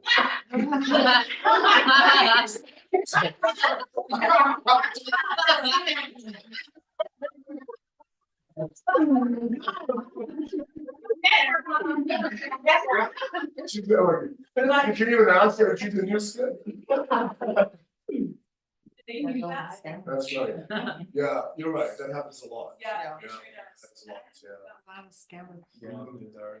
But I'm talking about the phone numbers that are on your phone, there's a reason why they're on you, right? Right. So contact these people, if they don't have a name, go through that list first and contact them and says, "Hi, this is Manu. Funny thing was, I went through my phone today and I saw your number and tried to figure out whose number this was.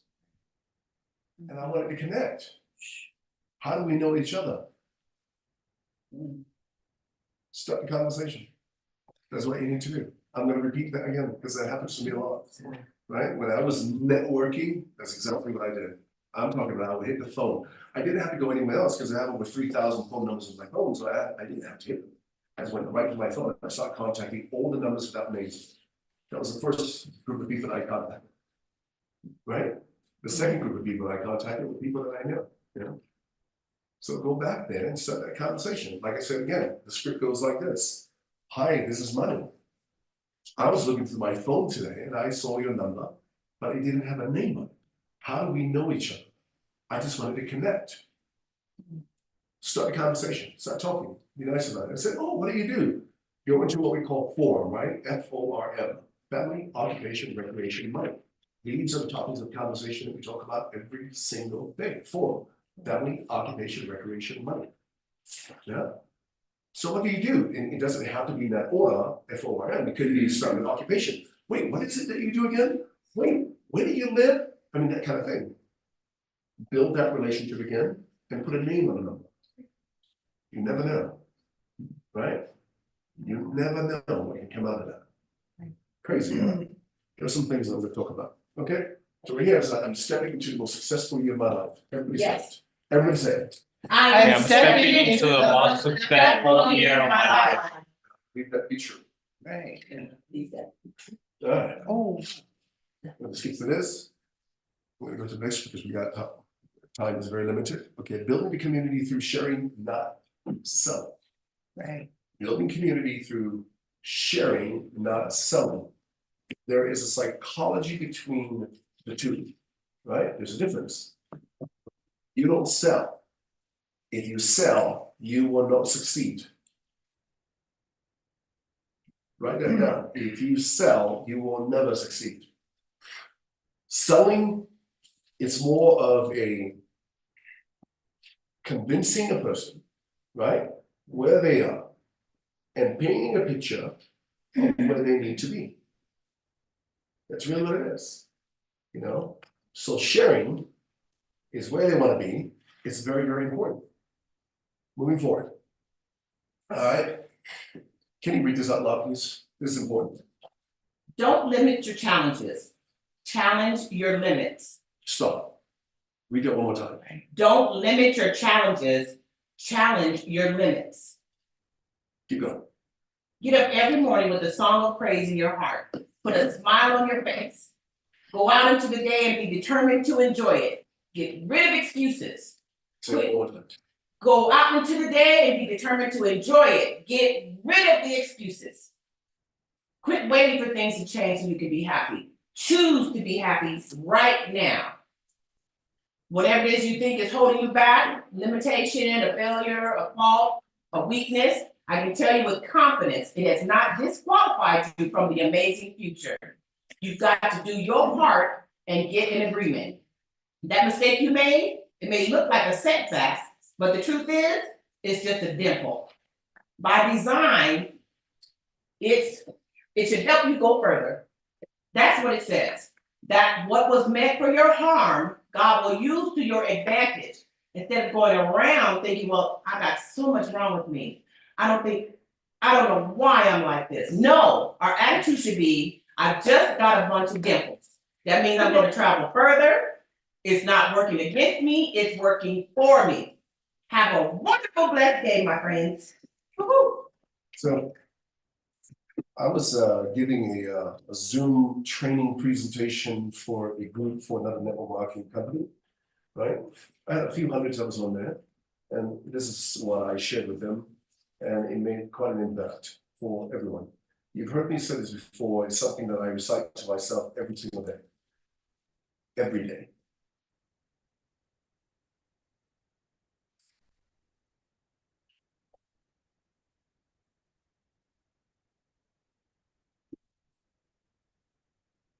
There's a reason why I highlighted that. Whatever your excuses are, you gotta get rid of it. Okay? Because when I said to you guys before, and I think I mentioned this to you guys, there's something that I recite every single day of my life, and I enjoy it because it reminds me of what I need to do on a day-to-day basis. Most of you have to have sort of what I call touches, right? In any sports, there are certain touches. We can be good at something, a sport, whatever it is. There are more touches. Touches meaning in relation to do more of it, more practice, more of it. When I was playing volleyball, I slept with the volleyball ball and I was lying down on the floor and I, volleyball to myself, right? I was standing against the wall and I would hit balls, left and right hand, bounce back and left, right hand. I would do that every single day. Every day. There was more to it than just that. Basketball players are gonna go through the basic fundamentals, right? I was sitting behind the line and shoot, the form of shooting, right? Elbow forward, shooting. All these forms and exercises, the basic fundamentals that needs to apply to becoming a better player. In business, it's the same thing. There's no difference. There's no difference. Those who spend more time on the court, playing volleyball, playing basketball, or on the field, those are the most successful people. Those are the ones that you see on television.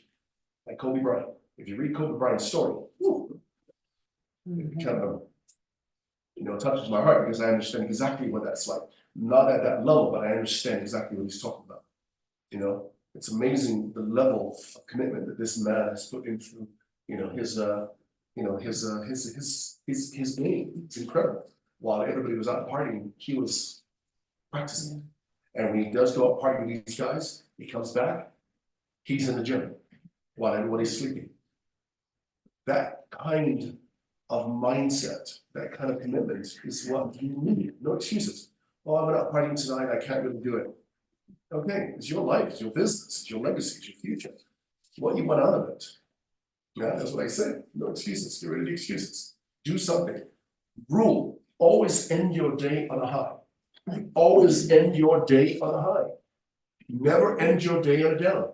And let me explain that. In business, right? You can be on the phone setting appointments all day long, whatever it is, trying to make appointments. Nobody says yes to you. You can't get a hold of anyone. Don't quit. Don't end your day like that. You have to find someone, call someone that will say yes that they're willing to meet with you. That's it. Never end your day on a down. Always end your day on a up. You understand? In business, that's the way it is. And the more you practice this, the more your mindset, the more your physical body will react to things like this. You will always find success. So never end your day on a down. Always on it up. Okay?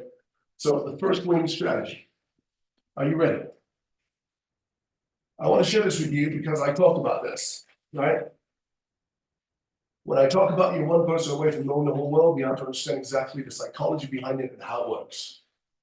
And I think it's really, really important that you know what you need to do and the steps that you need to take to build a successful business. The business that you're involved in, it's about people. This is a people business, right? Yeah. It's 100% people business. And I believe every business is people business, right? It's kind of sad to say, every business people business. Facebook would not be Facebook, would not be as successful as, the way they are today without people. Without people like you that are on Facebook. Yeah. So every business is about people. So although we're in a people business, but how do we build the largest groups of people? I mean, people get excited about how many clicks that they get on something that they post, or how many likes that they have, or how many friends they have on social media. But for me, that's not a reality. I don't look at that as a reality. When people say, oh, I have 1 million plus followers. Okay, great. I don't focus on that. I focus on the percentage of what's accurate. You know what the accurate percentage is in every number? 20%. You can have 100 people, 20 people would do, the rest won't. You can have 1,000 people, 20% would do it, 200 would do it, 800 won't. That's just a reality of life that we live in. So the question now you have to ask yourself is, are you a 20% or are you an 80%? Some people say, wait, why are you a 20%? You want to be a 20%, not the 80%. Because 20% are the movers and the shakers of all businesses. All businesses. It's not 80%. Numbers don't mean nothing. But who will move the cheese is what we're looking for. So therefore, when you invite, this is how you invite, right? Like I said to you earlier, Number one is, can somebody read that, please? Invite to invite. When I invite someone to an event and they say yes, I always say this. Who do you trust in your circle to give you honest advice about you and your future? The reason I'm asking is because everyone needs a strong support group that can help you navigate through things and making informed decisions. How do you feel about a strong support group behind you? So the way this works is simple, right?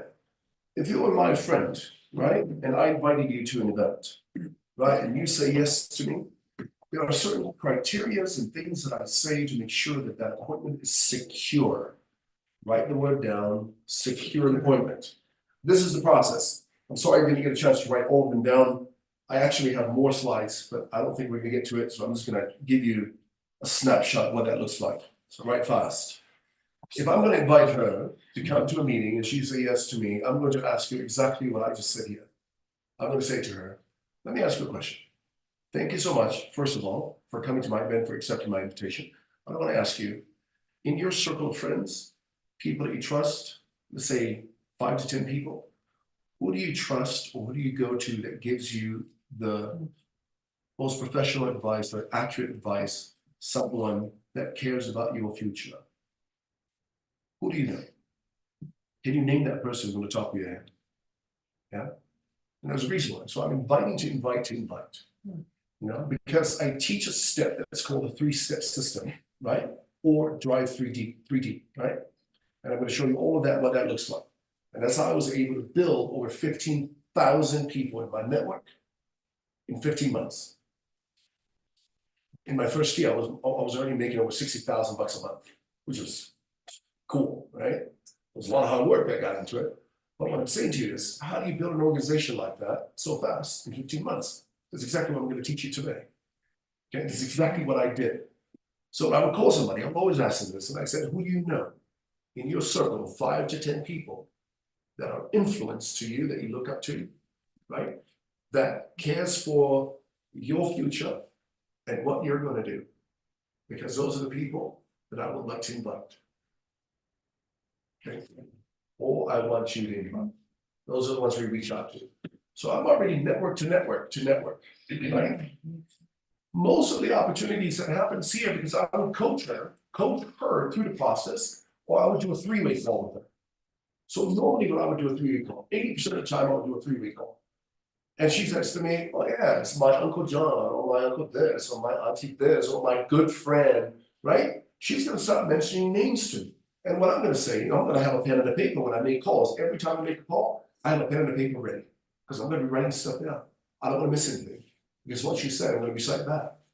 So when I'm talking to her, she's gonna mention a name, and I said, do you think this person will be open to have a call right now so we can talk about what we're gonna do? And that's exactly what we're gonna do. 3-way call on, and I'm making an invitation. This is what I'm gonna coach her. And I said, all you have to do is just introduce me, right, as your friend, and you and I are thinking about doing business together. Yeah. And we're going to look at an opportunity, and we want their professional opinion to look at what you're doing, or a second opinion. Instead of my own opinion, you're reaching out to them because you trust their opinion, right? So therefore, we're going to invite them to come as well. You see the psychology of what I'm doing here and how this thing is moving forward. Yeah. It's exactly what you do, invite. If you want to build a multitude of people in a short period of time, this is exactly what you do. You don't go to onesies, no. That's a rookie's game.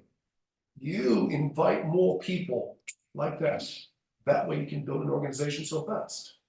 So I have a script for that. I'm going to share it with you guys in a moment. So that's what I'm going to do. So I'm going to go to you, I'm going to go to you, I'm going to go to you. 3 people. So if I'm saying, let's put together an event, I'm going to invite people.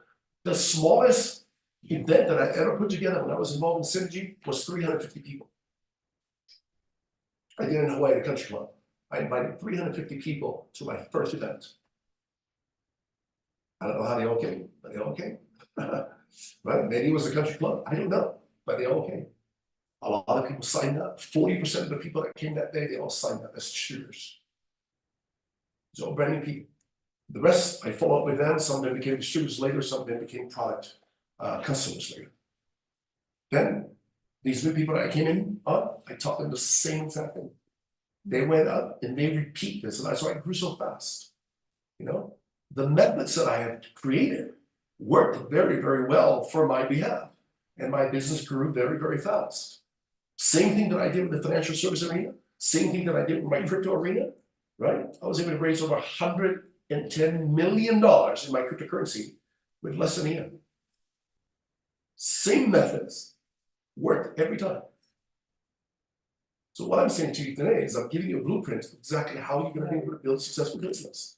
Yeah, build a successful business. It doesn't matter what you do, what business you're in, but this method, this strategy works every single time. So, moving forward.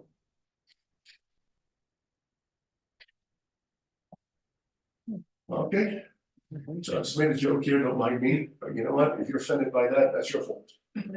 Alright. So I was talking about form, right? Talking about form, I talk about how you are, I mean, these conversations, right?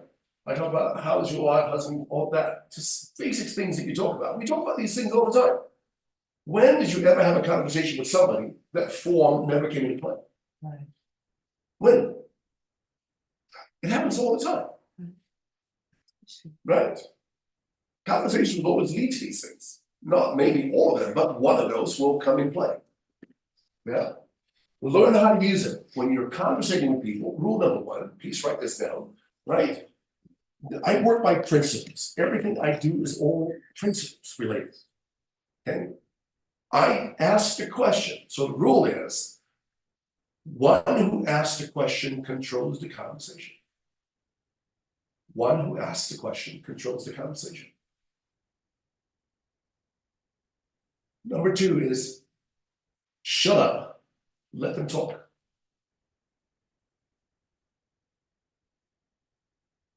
Shut up and let them talk. You ask the question, let them talk. I know everybody here likes to talk about themselves. I like to talk about things, whatever it is. But it is not, if you're in business, let them talk. Not you. You ask the question. Yeah. There's a principle of you do not tell unless you're asked. Right. And I think that's a biblical principle as well, right? Knock and it shall be open. Ask and you shall receive.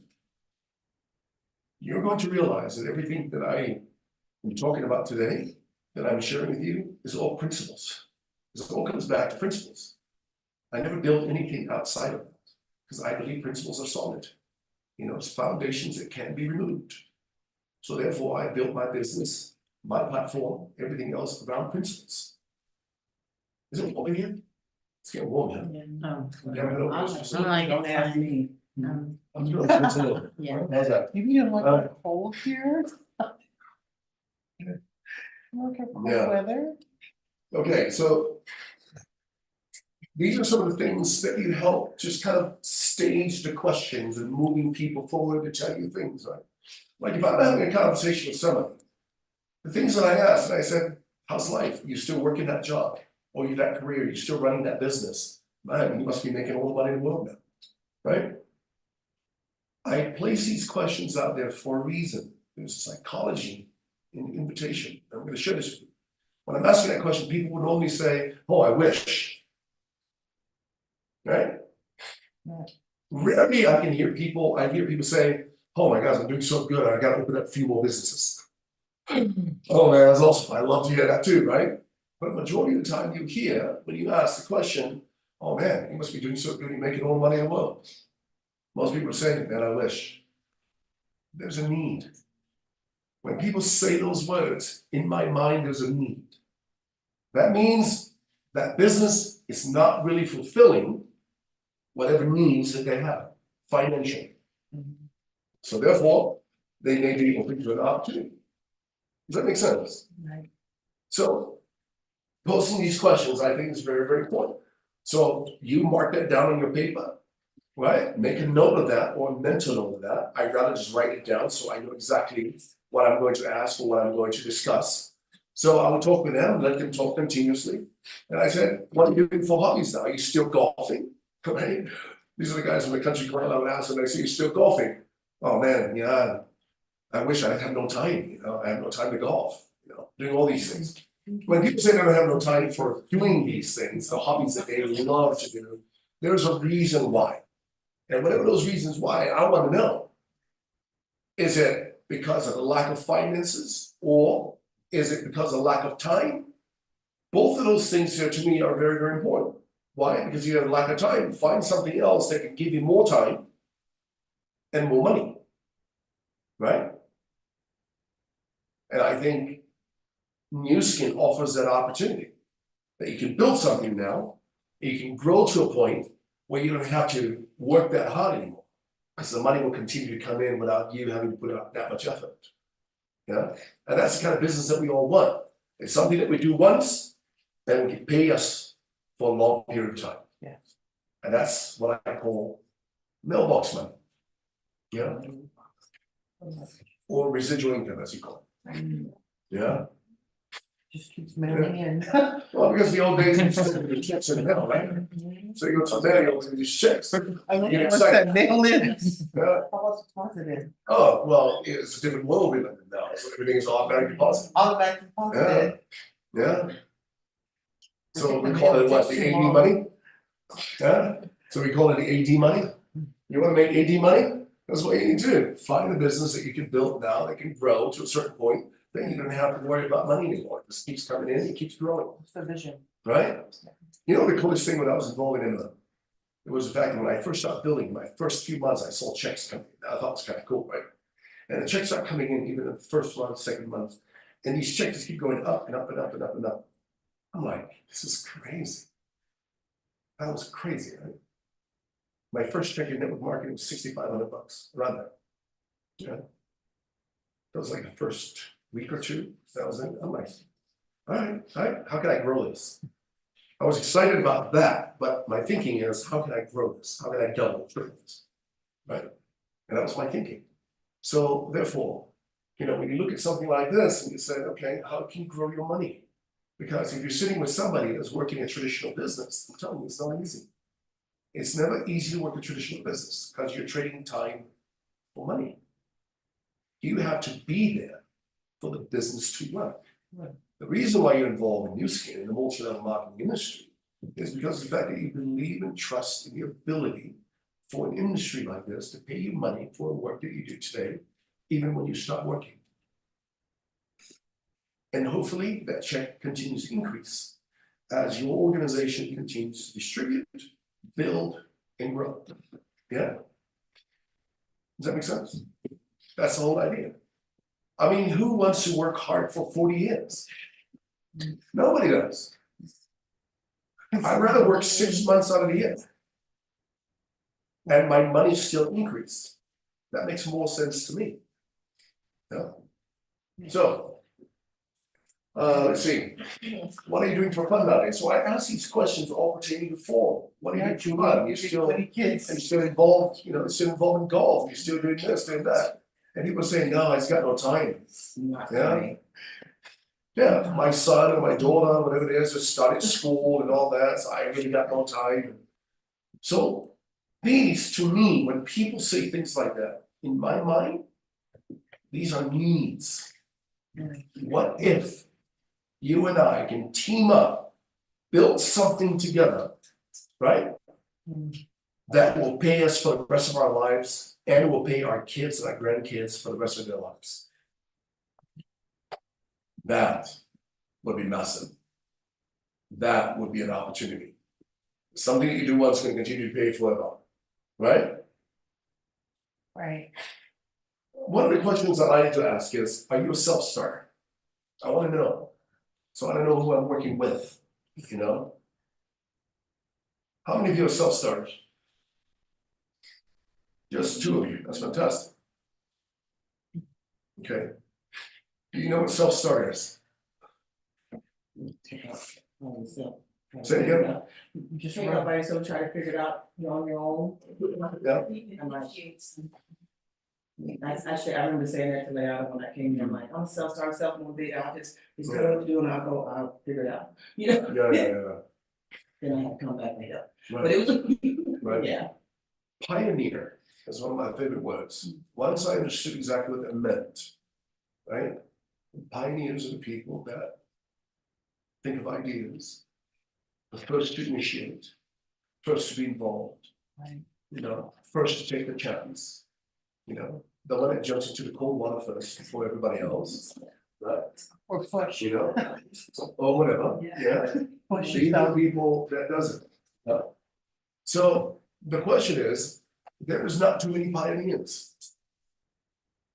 People really don't get involved in things until things are moving. Right? Yeah. Oh my God. People don't drive on roads unless the road is paved. Most of them are driving on dirt roads. If you know what I'm trying to say, right? So let me share something with you before we go to the next slide. Opportunities favors the prepared mind. I said that before. Mhm. Many years ago, a friend of mine that I went to school with at UCLA, we both played volleyball, he was a med student. And he got hired by a company in New York. And he worked at this company the year before he graduated. He contacted me. He knew my success in college, had his apartment, made a lot of money, things like that. He contacted me. I was living in Hawaii at the time, a few years later. He contacted me and he asked me, he said, you know, I got something I want to share with you. And I want you to jump on board. I said, what is it? And he says, I'm going to send you some stuff. And we started talking, and he was sharing his company with me. In my mind, I'm thinking, that was early 1990s. And I was thinking to myself, I can't relate to it. I don't understand. But so I'll tell you in a minute what that company was. And then he asked me, and he says, no, this is really good. Trust me on this one here. This is really, really good. This is going to change things. It's going to change the way we learn, the way we think, the way we do things. It's going to change the world. And I said, what is it? And he told me the name of the company. And after the third or fourth meeting, he sent me this big packet in the mail. Finally got to my home, I was looking for this. It's like reading Greek. Don't quite understand it. So I had to ask him a lot of questions to explain it to me. So I finally caught the vision, but I still didn't believe it. Right? I caught the vision, but I didn't believe it. I thought this is like Dick Tracy stuff that was like, will not happen, you know, eons away. Remember Dick Tracy when they had this watch that he talked into way back in the day? People were like, wait, there's such thing like that? Do you believe during that time that Japan was already had watches like that? It was a crazy thing. Yeah. Who's this? Oh. Oh, I got your coffee. Oh, thank you, Mom. So anyway, to make a long story short, you know, I didn't invest in that company. He asked for $100,000. Yeah, so he put 50,000. You got the money. Yes, I did have the money. I had 430 grand in my bank account this time. And he asked me to invest, but I didn't invest. Opportunity favors the prepared mind. The company's called Google. If you read up about it, Google. Everybody's familiar with Google, right? Right. Okay. If I invest $100,000 then, that money will be over $1 billion today. With Google. All it took was $100,000. Missed opportunities, right? That's what I said. Opportunity favors a prepared mind. Let me tell you something about New Skin right now that I truly believe that New Skin is going to go through a hyper growth, right? I truly believe that New Skin is set and poised to become one of those companies that is going to get to $10 billion. They're what, around $3-4 billion right now? They're going to get to $10 billion. But understand one thing. How do you benefit from growth in businesses, right? Well, you position yourself. You position yourself not just by yourself, but with a group of people, the biggest group possible. Because as the company grows, go through the hyper growth, everyone else is dragged through. That's when people jump in, not the pioneers. You're the pioneers right now, but people will say, oh my gosh, they're growing so much. Look at their stocks. This is a publicly traded company. People are going to see the stock. They're also going to see a growth. And that's excitement for a lot of people. And people are going to come in. And when people come in, guess what? That's automatic for you. Thank you, Lord. You know, I told you I don't drink coffee anymore, but I'll take this one. Yeah. After you sent me that video, this. Was it Joe? Thank you so much for running it for me. It's not a joke. I follow that lady and I believe everything. She's amazing. Anyway, so opportunity favors the prepared mind. Don't miss out on opportunities. You never know what you're sitting in right now. You never know the opportunity that you have right now in your hands can be life-changing for you and a lot of people. in all people, right? Yeah. So I think it's important for us to understand that opportunity favors a prepared mind, it's huge. That is a sad story for me. Here's another story I'm gonna share with you. I bought Bitcoin, right? I bought Bitcoin in 2000. I think 2008 or 2009. I bought it when it first came out, when it first started Bitcoin. They launched Bitcoin, they were selling at 3 cents a coin. I bought it. A friend of mine actually talked to me when I had a hotel business in Seattle, Washington. And my Filipino friend, his name was Raul Normandia. And Raul passed away, unfortunately, in a blood condition, he died. But before that happened, he talked me into buying Bitcoin. I didn't instead. So, and that was after the Google thing, right? That was after the Google thing. So in my mind, I don't want to miss any more opportunities, right? I was driven. So when he said to me, I still avoided him, and I said, he doesn't know what he's talking about, this Filipino guy, I don't know what to say, right? He and I have taken long trips to the Philippines, and, you know, he's from the South Philippines, where all the Muslims are, and we spent a lot of time together. And then he kept talking to me, he was so adamant, he was persistent, you know, he would say, come on, man, just do it. I know you can afford it, I know you can afford it, just do it. And I said, how much do you buy? And he said, $500, and I said, okay, $500, and it's fine. I figured $500, I'm gonna lose it anyway. So I bought Bitcoin, and I've never really followed. I remember a few weeks or months later, Bitcoin went from 3 cents to like 0.0000 something, right? So people were taking their Bitcoin, they're buying pizzas with it and all these stupid things, because nobody knew that Bitcoin would ever get anywhere. Hmm. You know what Bitcoin is this morning? Like Does anybody know? 40,000 or something. No, it's 54,000. $54,000 a Bitcoin. Bitcoin at one point, it came down, but it was at 69,000 at one point. But everybody believes today, the prediction of Bitcoin today, it will reach $100,000 probably by this year or the beginning of next year per coin. So again, another missed opportunity, because when Bitcoin dropped to 16,000, I said, maybe you should buy, maybe you should not, maybe you should buy, maybe you should not. I didn't do it, I didn't pull the trigger. But going back to my Bitcoin experience, I bought $500 at 3 cents a coin. That was like almost 16,000 Bitcoins, right? When Bitcoin got up to 500 something dollars a coin, I cashed some money out. Yeah, I cashed out some money, I cashed out $2 million out of my account. And I still had a lot more Bitcoins left.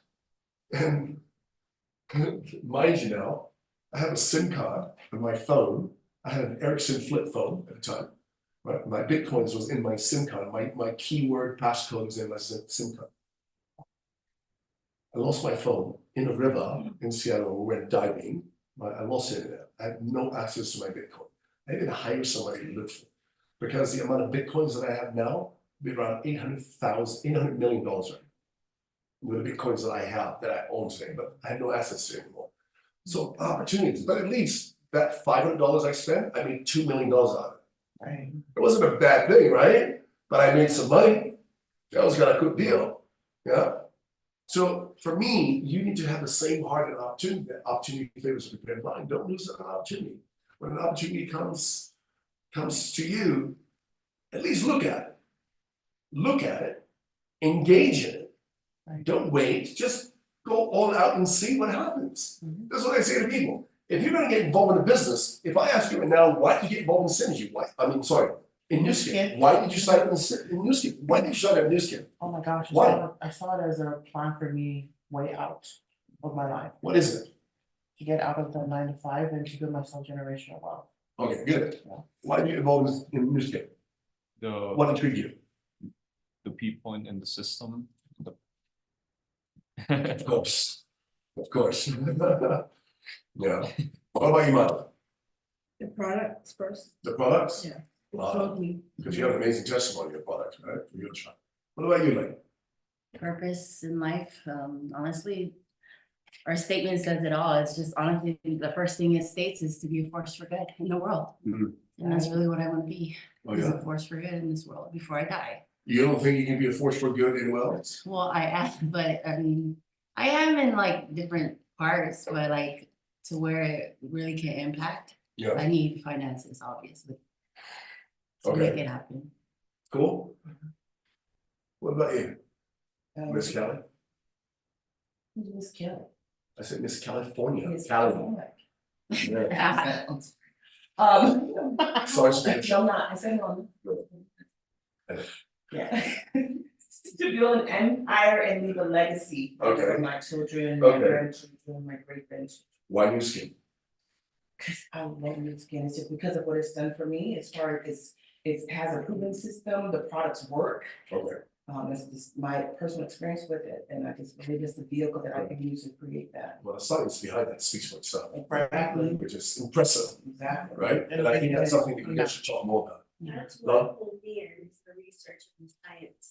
The innovation. What they put in. Yeah. That is impressive. Yeah. I'm telling you, you guys are in the right company. It's just the building part that you have to go through. Right. It's not easy. But again, no success comes easy, right? Nothing good We in like a life. challenge. Mm, We like the challenge. I think Challenge only worth Yeah. it. Yep. And it's definitely been Right. balanced. You call new skin, what's the reason? What's your reason? Lots of reasons. No, give me what? Okay. One, personal development. Hmm, I love it with the culture. really? I love business. It's important, I like that. Oh, Rachel, Well, when I first accepted it, it was the house freedom. Hmm.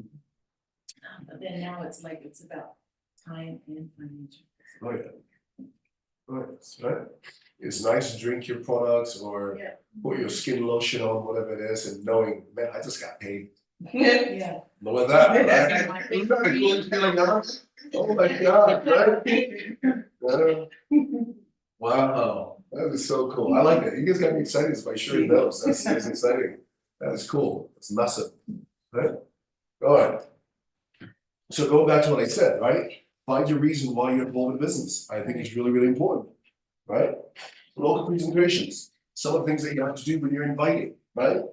Invite to a local presentation event, invite in Zoom calls. You have all of these tools that you can utilize to build your business.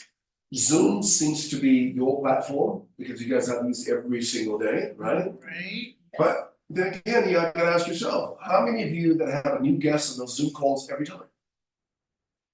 Not every time. I've been. Yeah. Okay, how many of you that at least have one guest a week?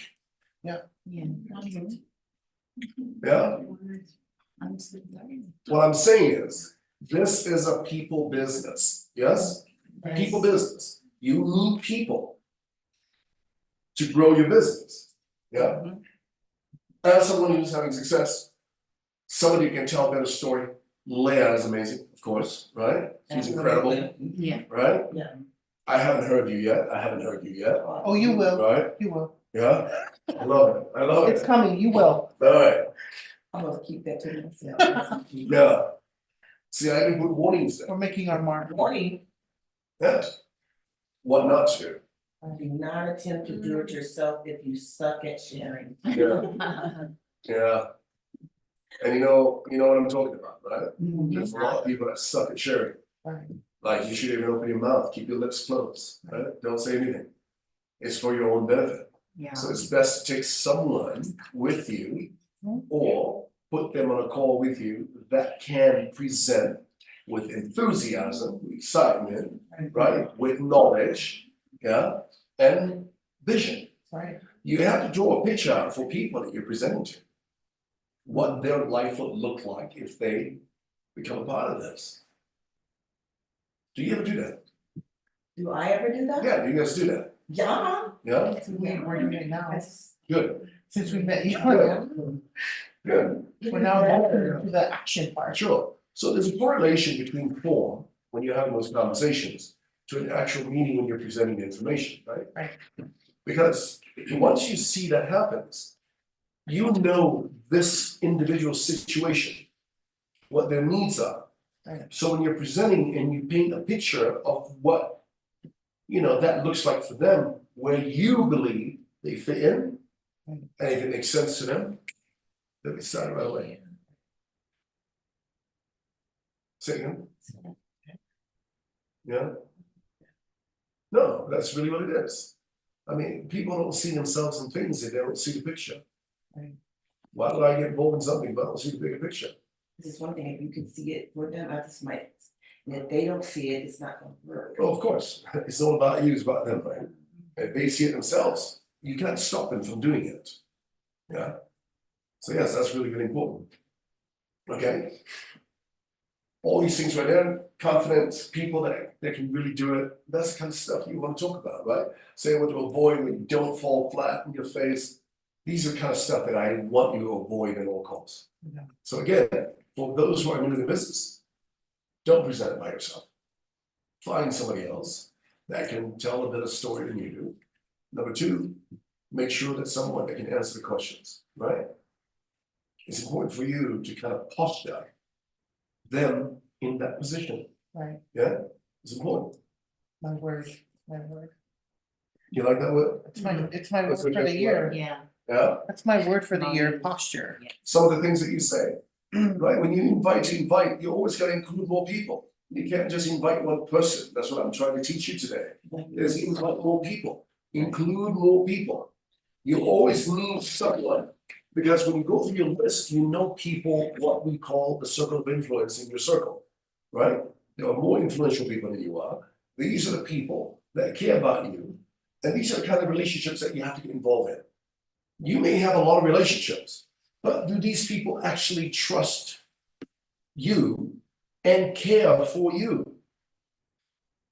How do you position these people to be in that position? How do you position people by saying, you know what, Sharon, if you ever get into a situation, you give me a call, right?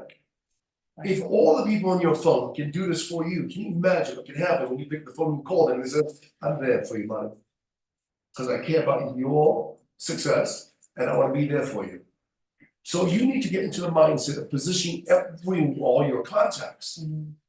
Make sure that they care about your success. So when you have these conversations with people, when they ask you, they say, you know, I always want to be an entrepreneur. I want to start my own business, you know, but I would need people like you to support me. Would you help me out if I need your help? Would you help me out if I need your help? Yeah? You mean that? Yeah. Yeah? Would you help me out if I need your help? Would you help me out if I need your help? Yeah, do you mean that? You see, I'm posturing you. Right. The words that we use, the things that we say, to put people in that position so they know when they get the call, when I'm asking them, they will step up to the plate because they made a promise. So when you're talking with people and they say, hey, I really appreciate you. Hey, I just want to let you know, brother or sister, whatever it is, that I'm thinking about starting a business. You know, do you mind if I reach out to you if I need help? Would you support me? Of course, people will say yes. But here's the kicker.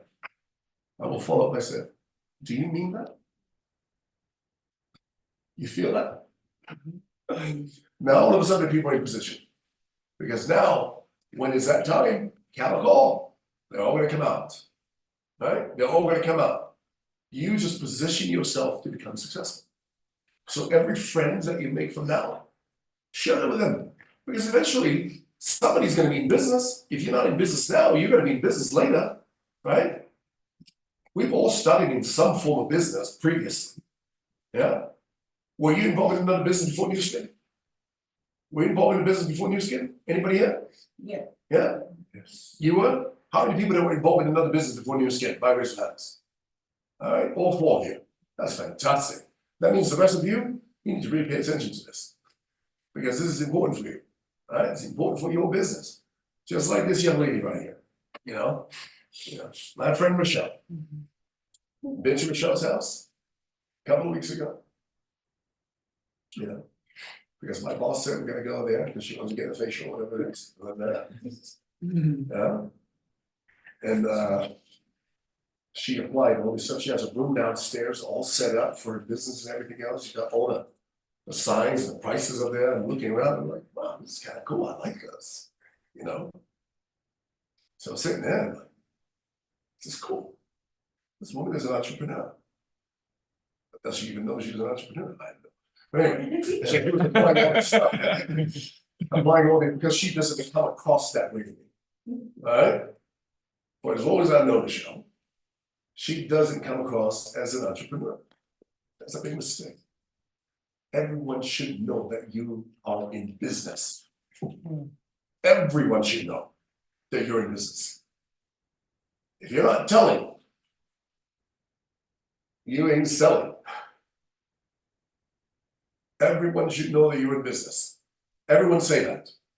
Everyone should know I am in business. Okay, that would be I in business, but anyway, we don't think. Not you, one might think at you. Anyway, everyone should know you're in business. That's the ability that separates those who are successful and those who are not successful. It's because they're not sharing enough. They're not informing people that they are in business. You know, people get excited when they find out that you're in business and they want to know what kind of business that you're in. So if I were you, I'll go out, I'll talk to my friend, I'll talk to this person I met, and I say, oh, are you in business?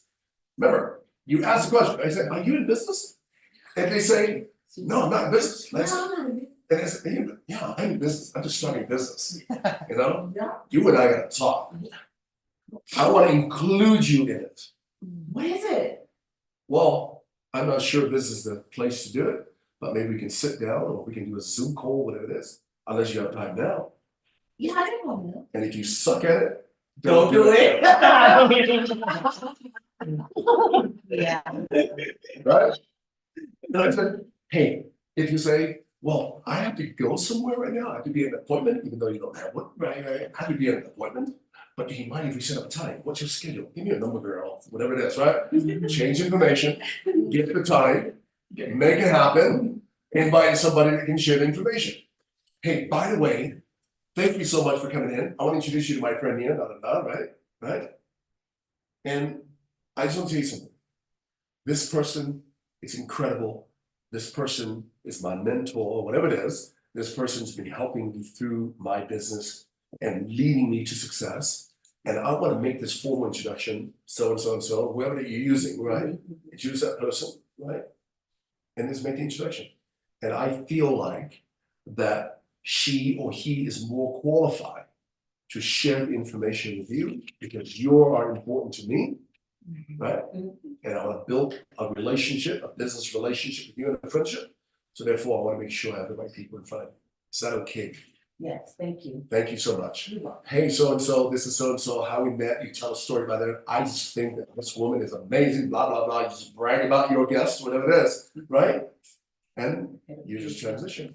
And that's it, it's done, right? That's it. Once you do that, it's a done deal. Then you just sit, shut up, listen, Yes, Lord. unless you ask the question. Right. Right? Simple as that. Sometimes we want to get so involved in things, but understand that we might not be the right person to do it. You know, when you heard that, you know what? We're in a people business, so use the people that are more qualified to do it for you. I can never talk about products like Sylvia will talk about products, or Diego will talk about products, or you will talk about products, you know? I can never do it because you guys have that background in the medical industry. I can't do it. So if I want to talk about product, if somebody asks me questions about product, whatever it is, guess who I'm calling? So on your phones, and I hope that you have my product knowledge people. Make sure you have a group of people just on that, my product knowledge people, right? My recruiter people, my professional recruiter, make a group of that, right? Because who will you go to, Yeah. right? If this is an organization right here, who will you go to recruit your brand new person in the business? Who will you go to? And that's an important question. Because we are in the business of sharing and recruiting people in your business, in your organization. So what I'm saying is, you have to think methodically and how you're going to be able to set up your business for success. You may have to put all these people in certain categories. You know exactly who to go to. it can't be just one, you can have multiple people, so in case one is not available, whatever it is, right? Right. You can reach out to somebody else. And make sure you have relationships with these people, so you can reach out to them and says, hey, you know what, Diego, do you mind if I use you? If I ever come across a situation that I need product knowledge, will you be able to help me with that? So, right, this is what I would do. I would set these people, remember, position them, so I know when I call them, when I reach out to them, they will help me. Yeah, if it's somebody that I'm trying to recruit, Diego's probably not the right person for you Yeah. to recruit, he's a brand new in the business, right? And I can use his background, this guy used to be a medical doctor, so forth, so he's got the knowledge, soil science, whatever it is. Whatever it is to help you grow and build your business, yeah? Right. I don't have all the answers, but I know the people that does. So that's how you build a successful business. So my question to you is now, do you actually have on your phone a list of people that are professional recruiters?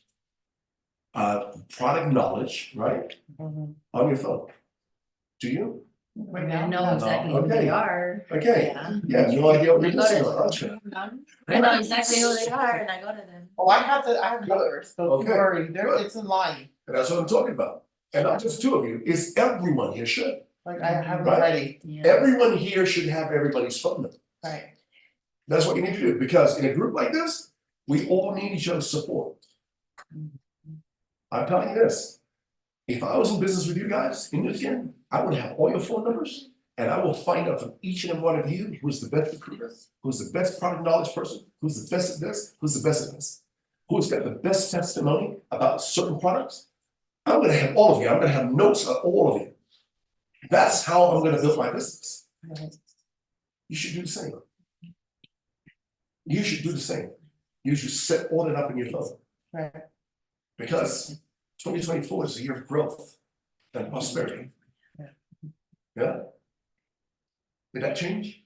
No, Okay, good. we're going for it. Alright. Yeah, so I'm not gonna read all this up, you guys, you're gonna these big snapshot there, so you can, go over it. But all I'm saying to you is, there's so much to cover in this. I mean, I wouldn't normally do role play. I would normally take a phone number from you and I would call and set an appointment for you. I love doing that, right? Maybe on the next session, I would love to do that with you. And I'm talking about bring 10 names on your list, 10 names of people that you don't want to contact because you feel that they're successful, they're doing well for themselves and things like that. It's what I call the chicken list. Bring it with you and we can do a session like that. Mm. And I'm going to show you exactly how I do it. Mm. Live. And I enjoy that. I really, really enjoy doing that. Right? Some people think I'm crazy, but yeah, no, I love doing that stuff. Interesting. Because I've done it over and over and over again for years. Yeah? That'd be interesting. That's why Sylvia didn't even know that she was being recruited by me. She got recruited.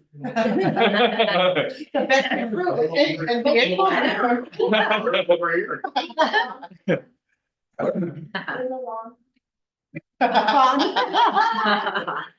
Wow.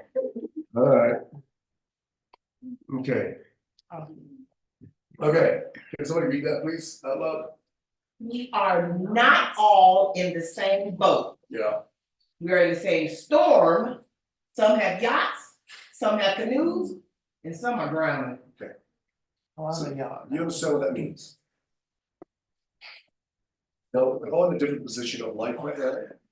Some of us are doing better than others, some of us don't really know what tomorrow is gonna be. Yeah? Yeah. It doesn't matter. Remember what I said to you earlier, nothing is permanent. Nothing is permanent. But you have to learn to sit through it. Nothing is permanent. Unless you accept it. If you accept the state of being, the position where you are now in life, then there's nothing I can do to help you. No one can help you unless you are willing and able to help yourself.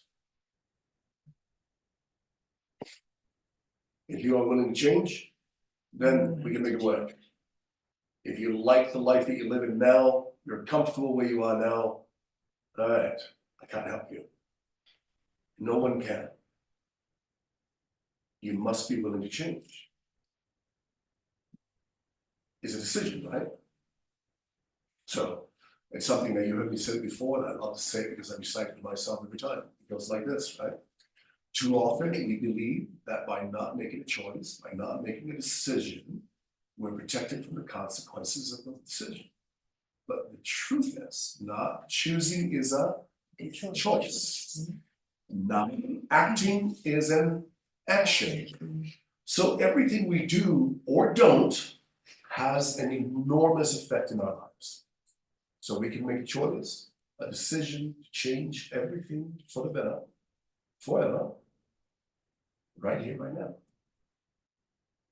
So everything's a choice. You being here today is a choice. What you're gonna learn from today, it's a choice. If you're going to apply it, it's a choice. If you're not going to apply it, it's a choice. Yeah, No, I wanna practice. success is a choice. It's a choice, just like waking up in the morning is a choice, yeah? Just like going to the bathroom and do number 1 or number 2, it's a choice. Sometimes you have to do number 4. I'm not gonna talk about that one. What's number 4? Explosion. Number 4. You know what my brothers call it, Seal? My brothers call it pipe shaking. Yeah. They're like, mommy, don't go in the bathroom. I said, oh my gosh, is it number 5? They're like, yeah, it's pipe shaking. I'm like, oh, gross. Okay, Yeah, what's number 4? that sounds like number 4. My brothers, they're crazy. So I recently experienced number 4. I'm not ashamed to talk about it. If you're offended by it, that's your problem. Right. Like I said, right? Choice. Choice. And it's gonna affect you or not, it's your choice, right? So, anyway, so a most recent memory. Sylvia and I, she introduced me to these spicy Cheetos. Oh, my man. Spicy. And it tastes so good. That will really work. I can eat like bags load of them, right? Because they're so good. And it's all Sylvia's fault. Choices, choices.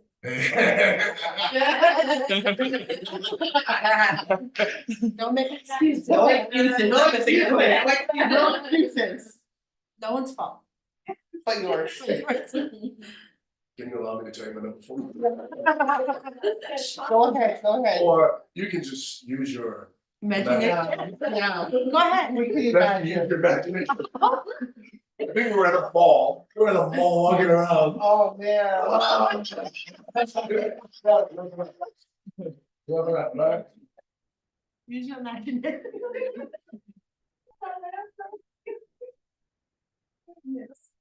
Everything that I talked about this morning to you guys, everything's all in connection. Right. Yeah. I don't do things as out of, I don't know, circumstances. I always try to keep it real forward, straight, right? When it comes to business, it's all like that. Everything has to have a connection. The business that I'm involved with, everything has to have a connection. It's important for me because it makes it easier for me. Because you know, I'm not as smart as some people. That's why I have a lot of people at work, you know, in my companies. And I want to make sure that I can have some sort of control and understanding what I do. So therefore, I try to keep everything in alignment. So this year, right, everything that we do, we try to keep it all in alignment. Everything in alignment. Exercise these behaviors, see what happens. In a very short period of time, you'll see massive changes in your life. Massive changes in your life. Okay, primary goals. Okay, I created 3 steps to success when I was in the financial service arena. Right? Okay, what time is it now? Let's make sure that I'm right. Grab 1. Okay, that's 1 o'clock. Okay, can I spend a half hour? Half hour, okay with you guys? Yeah. Yeah, Okay, or maybe 20 minutes. Like I'm gonna try to go through Or this as an fast as possible, right? That's possible. 3 steps to success is what I created to build an empire for me in my financial service arena, right? I was able to open up 6 offices across the nation, you know, 1 in Hawaii, I had California, Nevada, and Florida, or in Seattle as well. And I was able to open offices. I had 1,600 licensed agents and financial advisors. Right? All through recruiting. And you know, it's really nice when I talk about being able to do less and make more. That was do less and make more. And only because that I was able to create a system that was duplicatable, that people were able to utilize to create success for themselves. Right? And that's what this business is. The business you're involved in is the ability to pass the baton to somebody else, the same knowledge that you have to gain your success, that they're able to duplicate that. And the next person is able to duplicate the same method, right? So let me start with this. Let's go 3 steps to success. We talked about this a little bit. I touched on it a little bit, but we're going to go more, just a little bit details exactly what it is. You know, attitude visualization, all of that is very, very important. When it comes down to dials, this is something that you have to do. Sylvia's son, I met Sylvia's son, name is David. Some of you have met David. David is quite an impressive young man. You know, I told Sylvia that, you know what, he's going to be the most successful child. You know, of all her kids. This kid is quite impressive, actually. Anyone that can go out and door knock, anyone can go out and sell something outside, right? And succeed at it. They can pretty much succeed in any business they get involved in. Right. Yeah, because at that point when you go out there door knocking, and like I said to you, I've done some door knocking in my life, and I really, really appreciate it because it opened my eyes to a lot of things. It took my pride away. It took the shame away, you know, because now it comes down to business, just strictly business. Yeah. Dials is one of the most important things that you will have to learn to become successful in any business. Okay, in any business that you would like to be a part of, dialing, setting appointments is the most successful thing. You tell me what business you're involved in, what your career is, I can tell you this right now. If you're not dialing, you're not in the right business. Okay. So, let's see. Diego, I know you're thinking about transitioning to becoming a financial advisor, right? For your clients, start building a book of business. If you are going to do that, you need to master this. And I mean master this. Yeah, dials. And I'm going to show you some of the few scripts that I've created for that, right? You can take a picture and practice at it, make it your own, right? What I'm saying here is that when you're building a list, never prejudge anyone. Don't prejudge anyone, because you never know. Because you never know that that person might be in a position in life that they're ready to do something. You never know. So I don't prejudge anyone. Yeah? Yes. Can I add to that? So Yes. in school for aesthetics, they said you're not in their pocketbook. You don't know what they have. You present what you have. You may think it's too much money, but you don't know what they have and it isn't. There, let them make that decision, but you can present them with all the information. Amen to that. Exactly. Right. Because remember, I was just a fondle. Yeah. You grew up in a business environment, aside from the fact that you're selling stuff in the market. Yeah. There's no. We didn't have much. We lived off the land. We had a lot of food because we had animals, you know. We grew things, you know, but we needed monetary money to pay for school, sugar, salt, all this kind of stuff, right? You know. So yeah. This is not me. But when I first got involved in this industry, I was taught that to dial. And the way that I was taught, because I didn't have a list of people to contact as a brand new guy in the financial industry, my boss, Fred Baker, handed me the phone book, Hawaii Yellow Pages, for that day. And it goes from A to Z. And because I didn't have a warm list of people to contact, because most of the people that were around me at the time were broke, right? So I had to go through the phone book. I had a script, and that's exactly what I did. I dialed, introduced myself, told them what I do, and it went from there. There was a lot of no's. I'm talking about a lot of no's. What happened was, for me, what I realized is that I wasn't really following the script. And because of the fact I didn't follow the script, I didn't have the kind of success. Yet at the same time, I was a bit timid, right? Because that, I would say that feeling comes from certain types of emotions. It's what I call belief, right? If you don't believe in what you do, why in it? You can never convince anyone about what you're doing if you don't believe in what you're doing. People can sense that from you. They can sense that from you, you know? There's an energy vibration and things like that. That's how we're alive. So we're alive based on vibration and energy, huh? So people can feel that from you. And if you don't believe in what you're doing, then how are you going to succeed? So you have to build your belief, your core belief to a level when you're talking to people, people get excited about it. Because they can sense it through your words and your energy. Does that make sense? So this is really important. Do not rate, just make a list.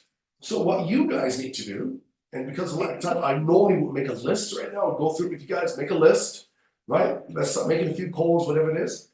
But make a list of people. Let's see how big of a list you can make. Normally, I would do 150 names on the list. 150. Because there are those who are curious about it, and there are those who are serious about it. There's a difference between the curious and the serious. Yeah. So rate your list, break it down. Who are the people that we call the successful ones, the ones that are doing well for themselves? All of that. Rate those should be at the top. Yeah. Rate the next category and the next category. Categorize in 3.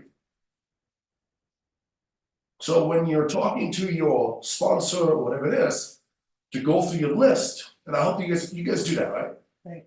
Okay. Called With your FFPC. sponsor, go through your list. What is it called? FFPC, we Okay. write down family, friends, business and community. Oh, okay. We do a Cool. contact list. All right. So you go through your list. They will know exactly before you even meet with your sponsor, you already rate your list. Yeah. So that way it's easy for us to target who we need to contact and who we need to invite and how we're going to invite. Yeah. Your pipeline. You must write and submit a business every single day. Now I'm looking at some of you, there's emptiness in your eyes, which tells me that a lot of you do not do business on a daily basis. And that's the truth. But how do we change that? Remember what I said to you when I was involved in an MLM business? I'll make sure that I had 8 to 10 appointments a day. Now I couldn't fulfill most of those appointments. So I would say my average was 8 appointments a day. And back in the day, I didn't have Zoom, I didn't have computers and things like that. Everything was on a flip chart, right? And on a flip chart, we even wrote back there what to say and what not to say.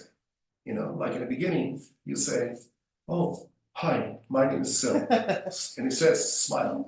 I mean, it was right to the T.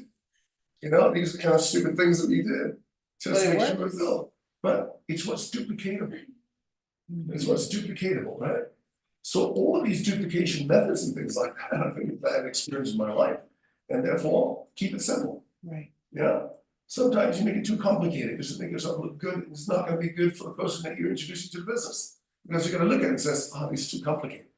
No, you want to come across as simplicity, right? You can make it, you can make money, you can build a business like this because it's simple. Some of you make it too complicated. No one should talk about the ingredients in the product unless somebody asks. What you should talk about is this. You get a creamer. Anybody got a creamer? Anybody have a product? Yeah? You get a creamer. What is this here? Some Beba butter. Oh, it's this, Okay. basically, It's this is the actual form, Okay. like the outside. So if I'm gonna come to you, right? Can you give me the back of your hand, please? My 19-year-old girl, his name is Christina. In Hawaii, this girl built such a huge empire, huge business when I was in MLM. And this is how she did it. She was selling phones, T-Mobile phones on the side, and she was doing this business at night. She had about two kids, yeah. At the time, she had kids at a very young age. You know, her husband was in construction at the time. He was on and off a lot. So nothing that they can build to raise a family. It's kind of hard. But this is what she did. She got involved with the business. She saw an opportunity. And this is what she did. Yeah, she goes to people who were talking just over lunch, whatever it is. And she put lotion. I said, do you skincare? Yeah. I'm asking you, yeah? What kind of skincare do you use? Facial. Yeah? Is it expensive brand or? Yeah, not really? Yeah? Do you mind if I put something in your skin? Yeah. Yeah, she'd do this right here. And she would do this, exactly this. I watched her and she goes, how does that feel? Really? Oh my gosh. I feel the same way when I apply this on. And she does this every single time. This girl made more money than me because of the way that she sold products. Exactly this. And she does this. And I said, rub this one in, right? And I'll put it down and said, just wait for just a minute and see how you feel. She was selling products based on emotions. And she was killing. This girl was making over 100 grand a month, right? Doing exactly that, 19 years of age. What's your problem? Make it complicated. Oh, the ingredients in here. Oh yeah, it's got a little. Who cares? All I need to say is, Just touch up and rub. all I need to say Rub, is, listen, all I need to say is, there is 40 years of research to create the best product in the world. Right. And that's what I just applied in your skin.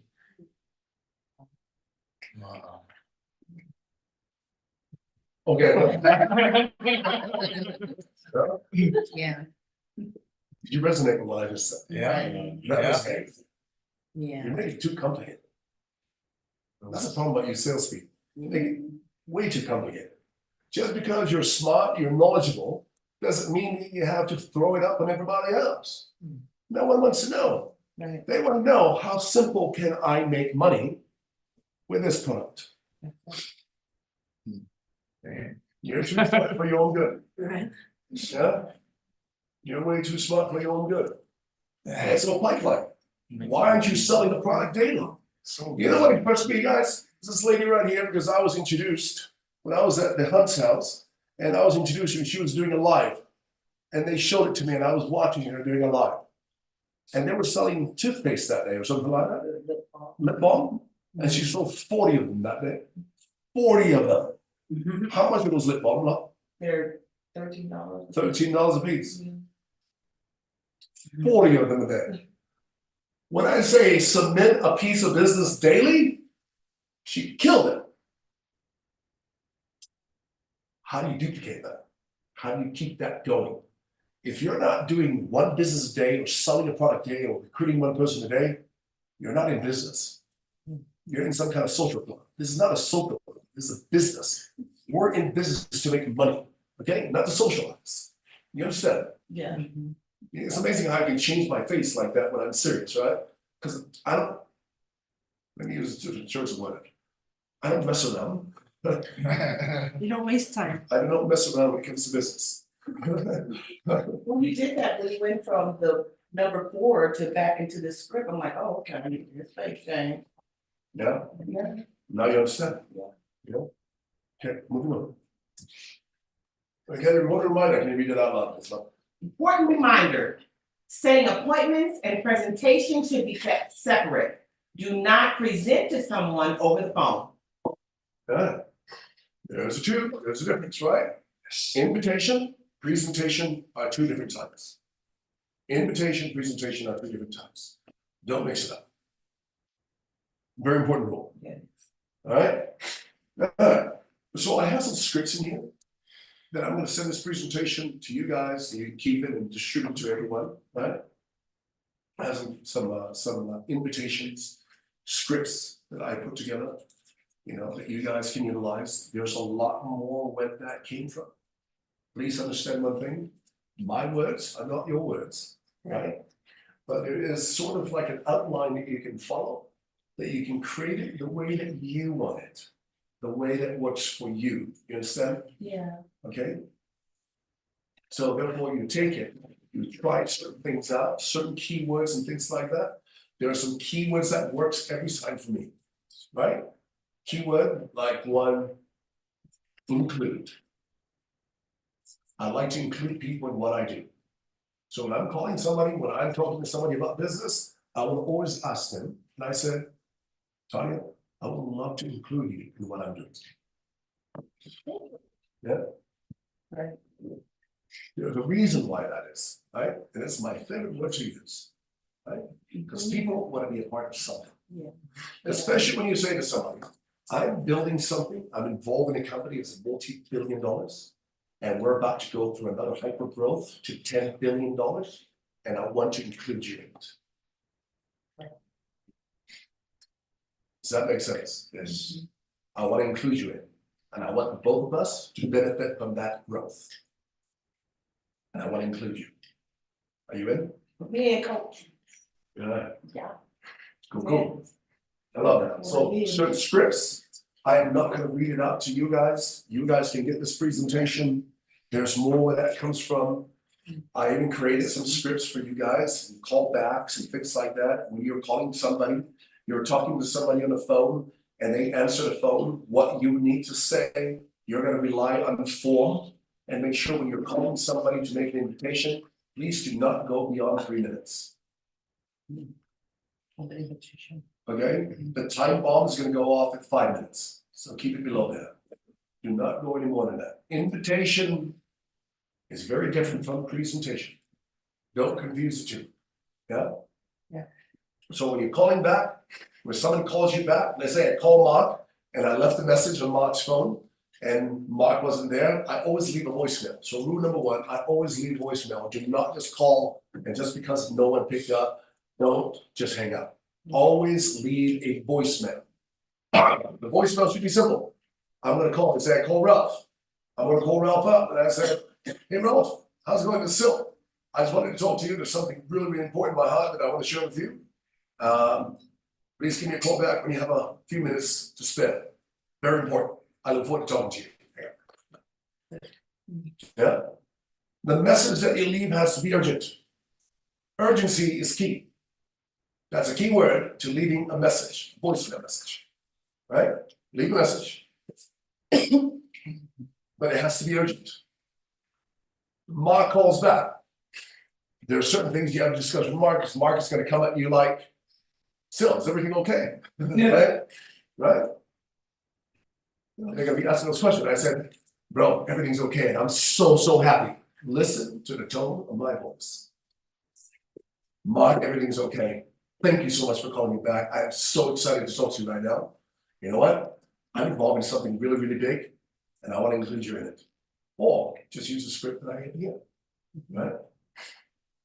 Use the script that I have here. I will tell Mark, I will show Mark, there's some things I'm going to send to you that will make a change, right? There are some things here that needs to be changed, but I'm going to send you some more scripts. I'm going to send it to you and later, then you can distribute that to the whole team, yeah? So you can learn the script and create your own scripts. Everything for me is scripted, and that's how I've learned. That's how I would say I became really good at setting appointments. It's because I started with the Yellow Pages and I got a lot of no's. And because of the fact that I got a lot of failures or no's, I knew how to avoid the no's because all of a sudden the same thing that people tell you is sort of like this very repetitive. All of a sudden they start to change the script a little bit. Miracles happen. All of a sudden people are starting to say yes, because now they become curious. And over the years that I keep doing this, all of a sudden I found ways of how to have more yeses than nos. Yeah. So the callback script, the objections that you're gonna have to go through, right? If someone answered the phone, here's a script, you know exactly what you're gonna do when you're talking to them, right? You're gonna have all these scripts. Someone answered the phone, there's another script if somebody else is answering the phone. All these scripts right here. So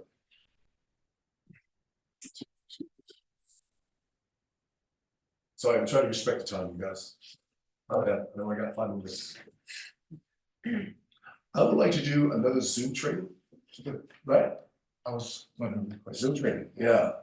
Because there's a lot to cover. Yeah. There's a psychology to this. It's not just words, but it's a psychology and how you deliver it. Right? The delivery is extremely important. Your excitement, your tone of voice, everything else all goes together with this. But you have to have a voice like me to make it work though, so.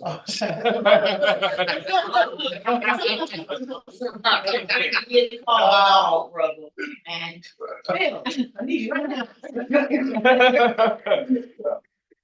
That's okay, I'm just kidding. I'm just kidding. You have your own way. I listen to this lady, man. on the phone, Artificial man. She's intelligence. exciting. Thank Copy Yeah, your that's right, voice. artificial intelligence. There you go. You know, the Mexicans actually developed the AI. Ay, but anyway. I'm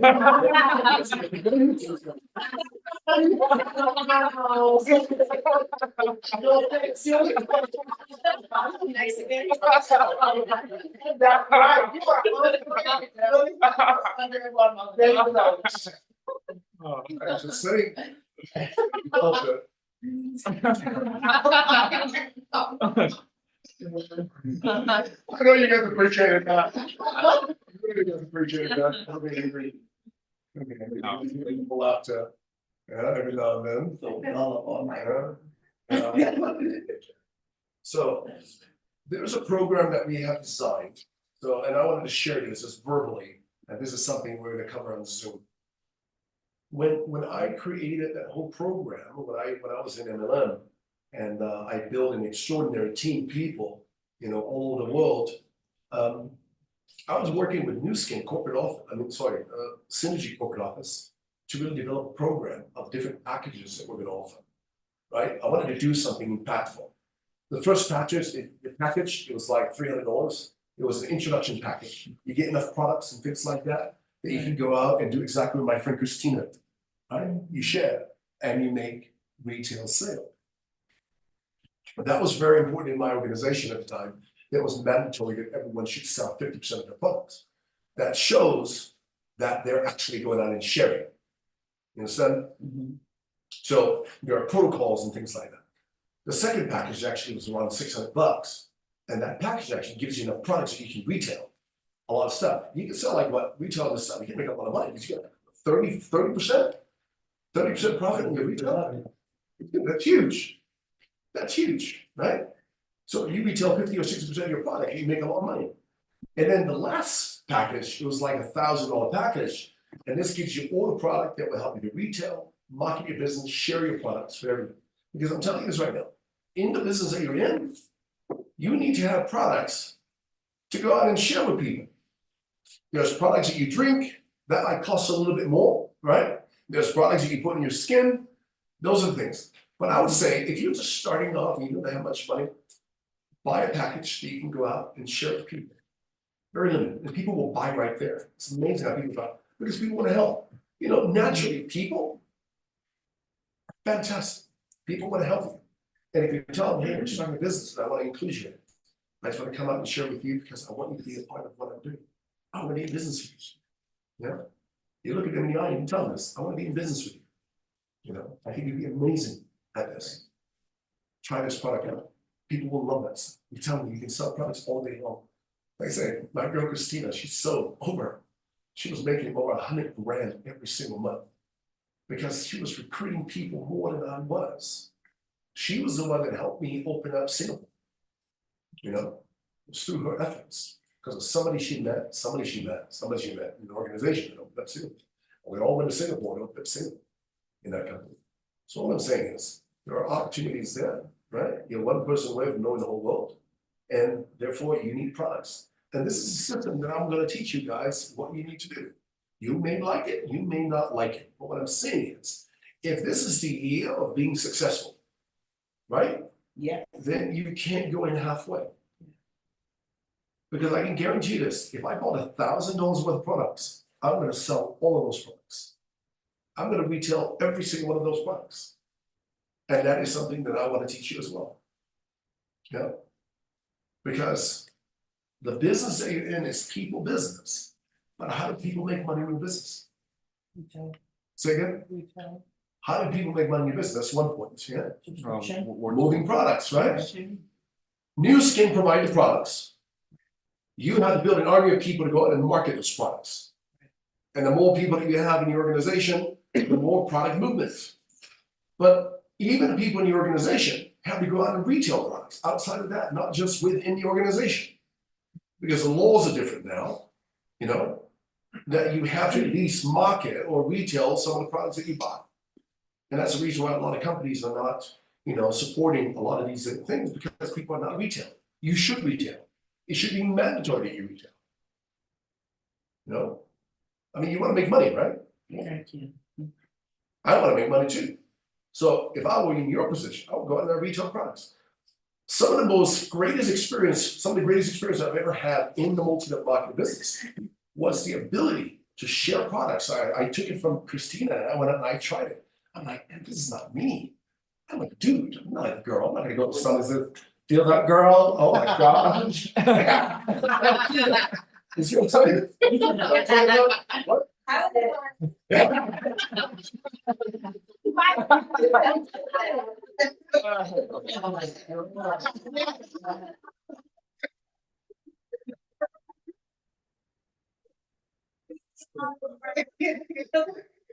Sure that does. But I feel like we're friends now, so. Yeah. So therefore, I mean, I'm just telling you a story what happened, and Christina's not the only person that made a lot of money. When I said to you guys, I created a lot of millionaires in my life through efforts and systems and things like that. I wasn't kidding. I created a lot of millionaires, 211 of them. Because of the system, and I put together a system for them, and they went out, they moved products. And a lot of people made a lot of money. And I'm talking about first year, we had about maybe, I would say close to 100 people that bought their first home in the first year, because of the amount of money that they made. That was crazy in Hawaii, Damn. right? That's what I'm talking about, right? You can buy a shack in Hawaii, it's gonna cost you over $1 million. Right. So what I'm saying to you guys, I'm gonna share that with you guys. But it's only for those with the prepared mind. Yeah? I was telling the Hunts, to this year, in order for you to grow, to get to the next levels, you gotta weed out the pretenders and keep those who are the doers. Keep the serious, not the curious. Separate, because it dilutes the pot of gold. We don't want that. We want to make sure that we keep the right people that will help this organization to get to the top. So either you're going to be a part of it or not, it's up to you. But I'm going to teach you a working system that worked. And I've proven it over 15,000 people in 15 months. That's like 1,000 person per month, if you think about it, right? That's crazy. How was I able to do it? No, it wasn't luck. It was hard work. It was putting a system to work. And people bought into that system and they ran with it. Yeah? Because if you buy, let's say, $500 worth of products, what would you do with it?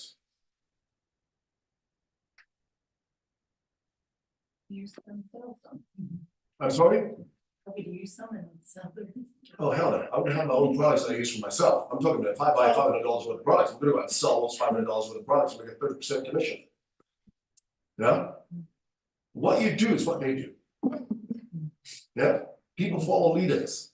They lead and the people will follow. That's the kind of business that you're involved in. You're involved in the business of duplication. What you do is what they do. So when people come in and buy a $250 package of products, the people that you introduce to your business will all come in and buy $250 worth of products. The people that does the $600 or the $1,000 worth of products, guess what? Majority of the people that come in will do exactly what they do. And that's how you build credibility in a business. That's how you built what we call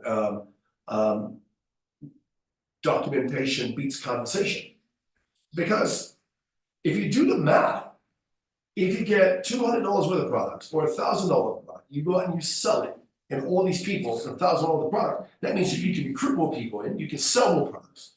So therefore, your organization will grow faster than somebody that does $250 worth of products.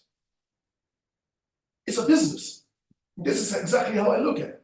I would need more inventory because if you're gonna go to your nearest 7-Eleven or Mavericks, if you walk in there and there are no products in there, and you say, hey, can I get this product? Oh, we'll send it to you tomorrow. We'll be in by tomorrow. Come back tomorrow. Or come next week. What kind of business are you running? Can also add a lot of people, it's impulse buy. If you have it on the shelf, go buy it. We go to the same church. But,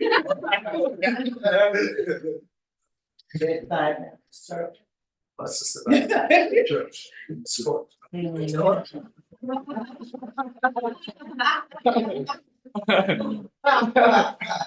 so, that's what I said, all I'm saying is, does it make sense to you to have more inventory to sell, to retail, and to recruit? today, I do, Yeah. That's what I'm saying, yeah. you know, because I can tell you this right now, you know what? I'm always at the point right now that I can say, you know, I'm gonna buy $1,000 worth of product. Mhm. I want all of you to come with me, and I'm gonna go out and recruit people and see how many people that I can recruit with $1,000 worth of products. And I'm also gonna do $250 worth of products and see how many people that I can recruit that I can sell products to retail with $250 worth of products. Common sense, I can recruit more people with $1,000 worth of products. And I can retail more money and get more money from $1,000 worth of products than $250 worth of products. Yeah. That's all I'm saying is, it's common sense. So if you're building an organization, right? I don't like the new skin system, what they have right now, you sign up somebody, come in for free, whatever it is. I don't like the word free. You know why? Because it's a wrong beginning, it's a wrong connotation when you get into a business. In a business, there's no such thing as free. I do not like that word. I keep hearing you guys say, but I didn't want to say anything. Today I'm gonna tell you that bullshit. Don't ever use that word again. I understand that you can use it as an entry to get people involved, but it's not the reality. Because that's the initial invitation, oh, it's free. Guys, To sign up, boy, you BS. free to sign up. No, don't use that word. Yes. This is not you use get that out. word. You're setting yourself up for failure. Makes sense. You're setting yourself up for failure. Makes sense. Not that you're saying it. No, but it is. I know exactly how it works, right? When I worked with the company that I was with, and we were able to put these packages together, right? That's when the business grew. You may think, oh no, you come to find out, 87% of the package that were moved in my organization was $1,000 package. And people were buying it. The next thing we discovered is that people were buying $1,000 package. They ran out of parts and they had to order more within that same month. People were buying 5,000, 10,000, some more, because they had all these retail customers they were selling to. But how are you gonna be able to do that with no products or minimal amount of products? So first, you have to understand the business before you can become successful at it. You have to understand it's people business. New Skin create products, right? They're the ones that put the science into it. All the money and the years that they put into these products, which is fantastic. They build organization of people independently that come in, build organization so they can move products, funnel products through these organization of people, right? But when the federal government discovered that, hey, you can't really do that. You got to at least sell some product outside of that. You can't just use it within internally. So therefore, they made new rules, so which is great for me because now I can take my products and I can retail outside of the organization. But every new product that's coming in, it will be funneled through this huge organization. But teach them how to retail. And here's the reason why. When you teach somebody new how to retail, they make their money back. That monthly ownership or that monthly purchase to keep bringing new products for them. Guess what? It's already gone before they even come in. Now it doesn't become a burden for the new person that just joined the organization. That, oh my God, I need these products. I can't keep all these products. That's why most people quit. Because all of a sudden, they have a storage or a garage full of products that they can't move. Why? Because no one taught them how to sell and how to retail products. And how to use those products to recruit people into the business. People don't understand that concept. It's so simple. So this is what we're going to do. I'm going to show you guys a new method. And I'm going to prove to you. That it works. So we're going to talk about that. But it's all about retailing products. you should retail at least 50% of your products. You know? You should have your own products that you buy for yourself, but have products that you're going to retail and build your business with. Does that make sense? Because if you can't help your newest person to come to your business to make money, you think they're gonna go anywhere. They're not gonna quit on you, because they're making money. So you have to understand that, if you wanna build an organization that sticks together and grow together and succeed together, you have to help them to make money, it's bottom line. That's what I said, documentation beats compensation all day long. Documentation beats compensation all day long. Even as a brand new person just came in, just made their first $200, $300, whatever it is, trust me, they're not going anywhere. Because for them, that's success. Yeah. So I will introduce that on a Zoom call. I highly recommend that all of you should buy it, as many people as you can to come, because it will make sense, it will resonate with you, right? Because if people are gonna get started, I'm gonna show them exactly what to do. There's a simple way of doing this thing. You guys are making it way too complicated. You guys are making this thing way too complicated. I hear your conversations, I hear what you talk about, and I'm like, oh wow, okay. That's the reason why it's not growing. Yeah, because you're too sophisticated and too complicated in your methods, how you approach. Should be simple, very simple. I like the fact that people will give me a drink. This lady right here gave me some kind of drink, she put it in my water, you know? That is this one, the new Yeah. iron. I thought she was trying to kill me. You know, like, what are you doing to me? Yeah. Well, you're from California, is there a film? Mhm. No, it's the same. It looks like I'm trying to skim across. Thank you so much. Thank you. So, that's really good. It does, it's some amazing Wow. stuff. Have you guys tried this lotion? Yeah. That's the purple one. Yeah, Yeah. this feels really, really It good. does, it is amazing. You know, it smells like, I would sell products like this all day long. You can teach your entire organization to do the same. Because there are certain senses that your team need to understand. There's feel, right? Yeah. What are those senses? Mm. What are they? See. Same thing. What? Touch. Taste? Smell. Here, here, see. Are you utilizing all those senses? When you're marketing and selling things? And if you're not, then you're failing. Then you're not a business person. Yeah.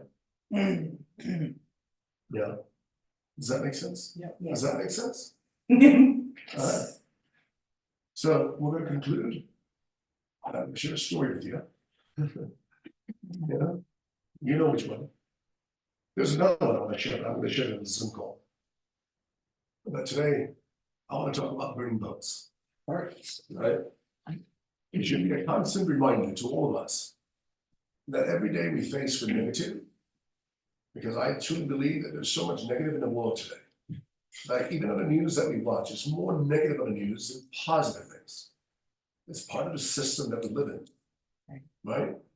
There's a lot of angry people, unhappy people. You're driving on the road from your home to your work. People are pissed off. Yeah, it's kind of nice here in the States. I live in California, Hawaii, and other states where I live. People are not so nice. They're upset. What I'm saying to you, because we live in a world like that, we have to overcome things and put ourselves in a very positive state of mind as much as we can. That's why reading good books, having a good group of people that surrounds you, association is everything. You know, it's everything. You know, like I said, I associate with a lot of people, but my circle of influence is very small. You know, and you should do the same. Because you know what? The circle of influence are people that you go back to reboost, you know, re-energize. Because these are the people that's going to give you straight talk, you know, good advice, you know, that will help you move forward.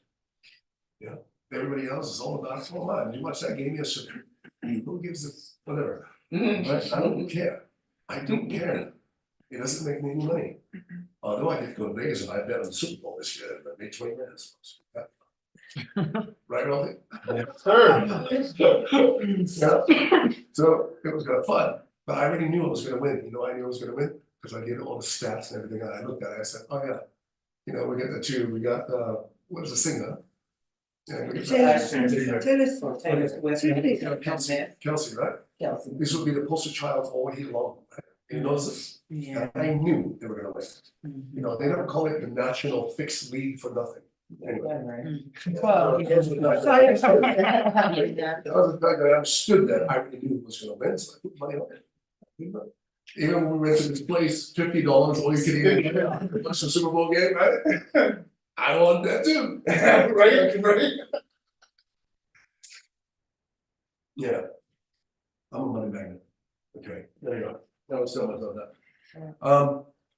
So I'm gonna share a story you conclude today, right? I've shared this story with some of you. There's a story that I want to share with you, because it's a much longer story. But I'm gonna share it with you another time. There was a guy by the name of Hernando Cortez. And for those of you that don't know who Hernando Cortez is, I think you should look him up. Hernando Cortez actually is Spanish, he's from Spain. One day, he was a professor actually. That's what he did, he was a professor. And one day, he decided, well, because he was a history professor. And he was reading history about conquerors, for decades, for centuries.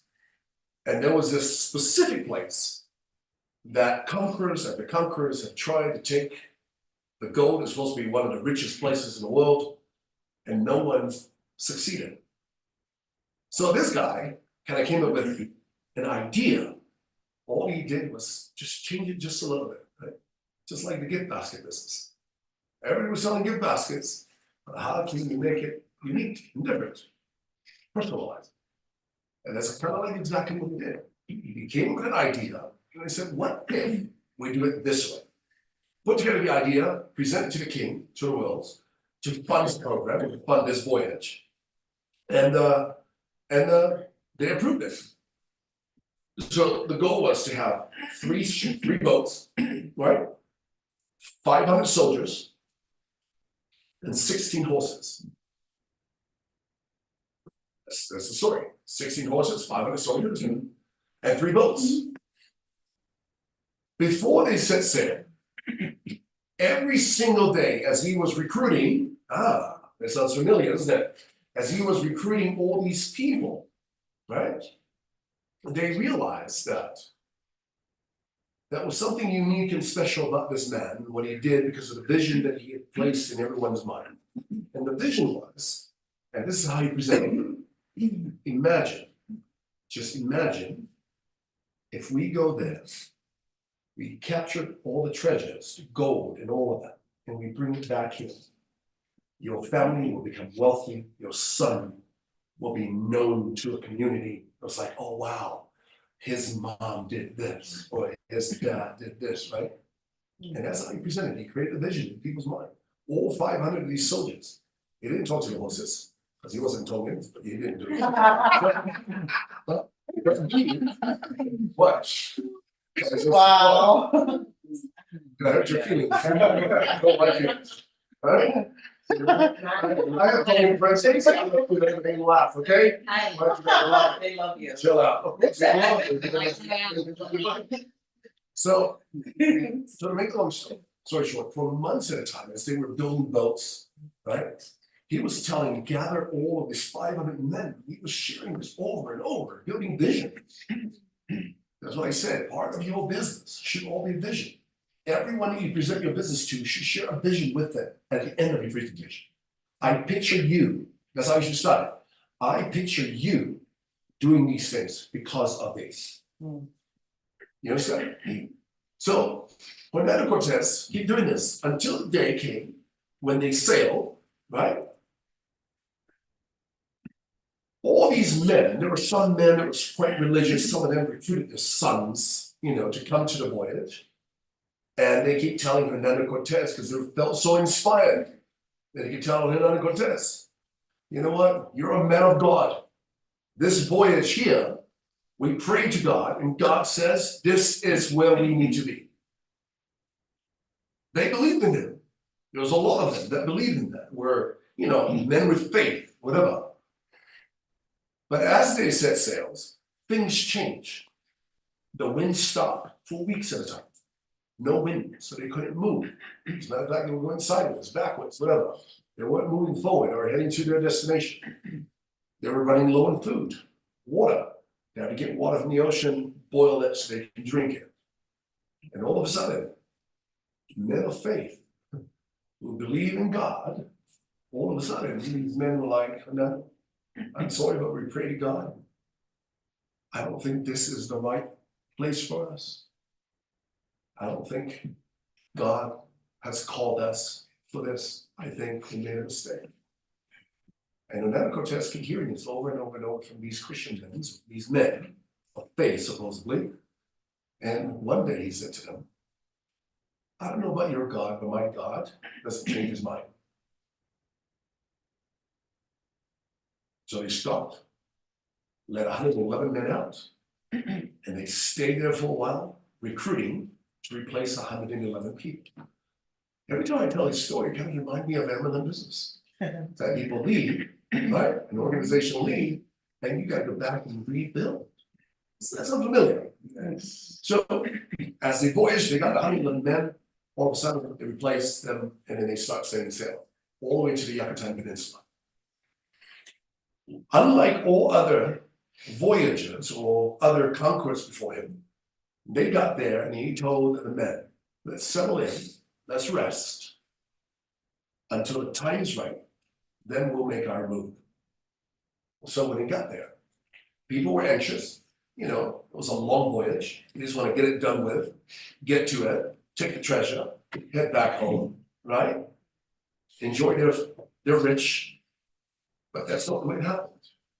So they settled in for a few days, and every day when they wake up, they expect that Hernando Cortez was going to make this speech and they're ready to get out. But day after days and days went by, nothing, until this one day. He allowed the soldiers, the big guys, go on and get everybody, get them ready, fed them, and then the speech came. When he stepped forward and he said, the first words that came out of his mouth was, burn the boats. And everybody was like, wait, what did he say? Even guys in the back were like, what did he say? What did he say? Did I just hear that right? Or am I hearing things? And he said it again, burn the boats. If we're gonna leave here, we're gonna leave in their boats, not in ours. This whole thing changed. Hernando Cortez understood psychology. He understood how to motivate people, how to move people forward. It's life or death. That's pretty much it, right? And that's what I said to you earlier. If you're on your deathbed, what would you have changed or wish to have changed? So this is sort of like that voyage right now. So when they sailed, they went out, history was made, they conquered, they took the treasure, went back to Spain, and their family became very, very wealthy, generations after generations. But it comes back to burning boats, right? What are we referring to?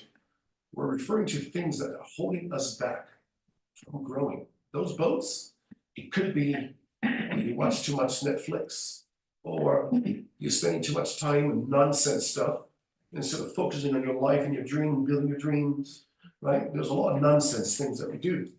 The boats. So that's why I said to you earlier, what are you willing to give up to gain more? So, and that's what happens. So what we need to do is that we need to burn our boats. And we need to torch them. If you really want to be successful, burn your boats and watch what life will bring you. It will be pretty amazing. So that's it. God bless you guys for doing this. Let's give a big hand for everyone. I just want to ask, was that worth it? Yes, That was. Was that worth it? right. Lots of correction that needs to happen. Well, we're. 1, 2, I know 3. some of you might question why 5, 6, is 7. this is the only group that's here. You know, and you heard it from Sil, you know, we gotta weave out, you know, the serious and the curious. You know, the people that are here are the serious people, hopefully, you know, that we're all serious. You know, with what we're doing. And that's why, you know, we didn't just came up with this because we want anything. We want you to be successful. 2024 is our year. We proclaim that time after time after time that 2024 is our year. And no one is going to stop me from hitting the highest peak of my life this year, 2024. We want all of you to win together with us. You know, in order for things to change, we have to change. You know, and I say this to all of you because my wife and I, together with our Blue Diamond on Morse, you know, been in this opportunity for quite some years now. And I keep saying that in order for things to change, we have to change. And that's why we're shifting things a little bit, I love your shift, you know, love the vision. to make that happen. I'm telling you guys, everything that we're learning now, it just opened up this whole, you know, I mean, to me, vision of things that we can accomplish this year. You know, and things that we've never learned before, because the only thing that I'm being serious with all. I'm not venting, I'm serious conversation. The only thing that I've learned when I came here is new skin. I know that. System 7. I mean, I know that, OTG. but the thing is, how? How do you build so that you can get up? We just went over that. Strategy, scripts. Cause I've never had scripts, you know, when we build go invite. Okay, I've never invited anything, I mean, I don't have a business background. But how can I invite people to come to business when I don't have a business background? So hear from someone outside, looking in, you know, to what we're doing. And been there, done that, successful at it. It's not just someone that we just pick on the side of the road, oh, come cheering our team. And I'm sharing this, like, brother here is so humble that despite of all his success that he's not sharing to all of you, that's how Lata and I found him. It was through business out of New Skin. You know, New Skin is the capital, but you have to have, like what he said, different streams of income, you know, to invest in, so that residual can continue to flow. That's how we found him. And this was a couple of years ago. The last time we saw him, we were in Miami, partying in Miami. Now we're here in Utah, you know? But the reason why I'm sharing it so you can see the bigger picture. Yes, New Skin will help you with capital so that you can have all these things flow in for yourself. We're not limiting your success. You know, so with that being said, we're gonna set up a time so that he can go over the rest of the training on Zoom. But we'll have to reevaluate, but this is the only group that I want to be on that Zoom. Right. When we have that, yes, you know, and people that were coming in were hand selecting. People that the mindset is up there. And the reason why I'm sharing you guys this yesterday, because we have some preschool mindset. I don't want them to come here. Go to TU, that's where starts from, you know, go to TU, start from there. Graduate. When you graduate, okay, I'll have you join this. That's child's play. Yeah, so that's, you know, Sharon, thank you so much, brother.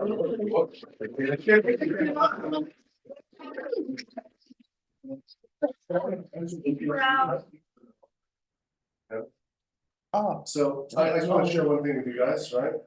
So I invent things. This is my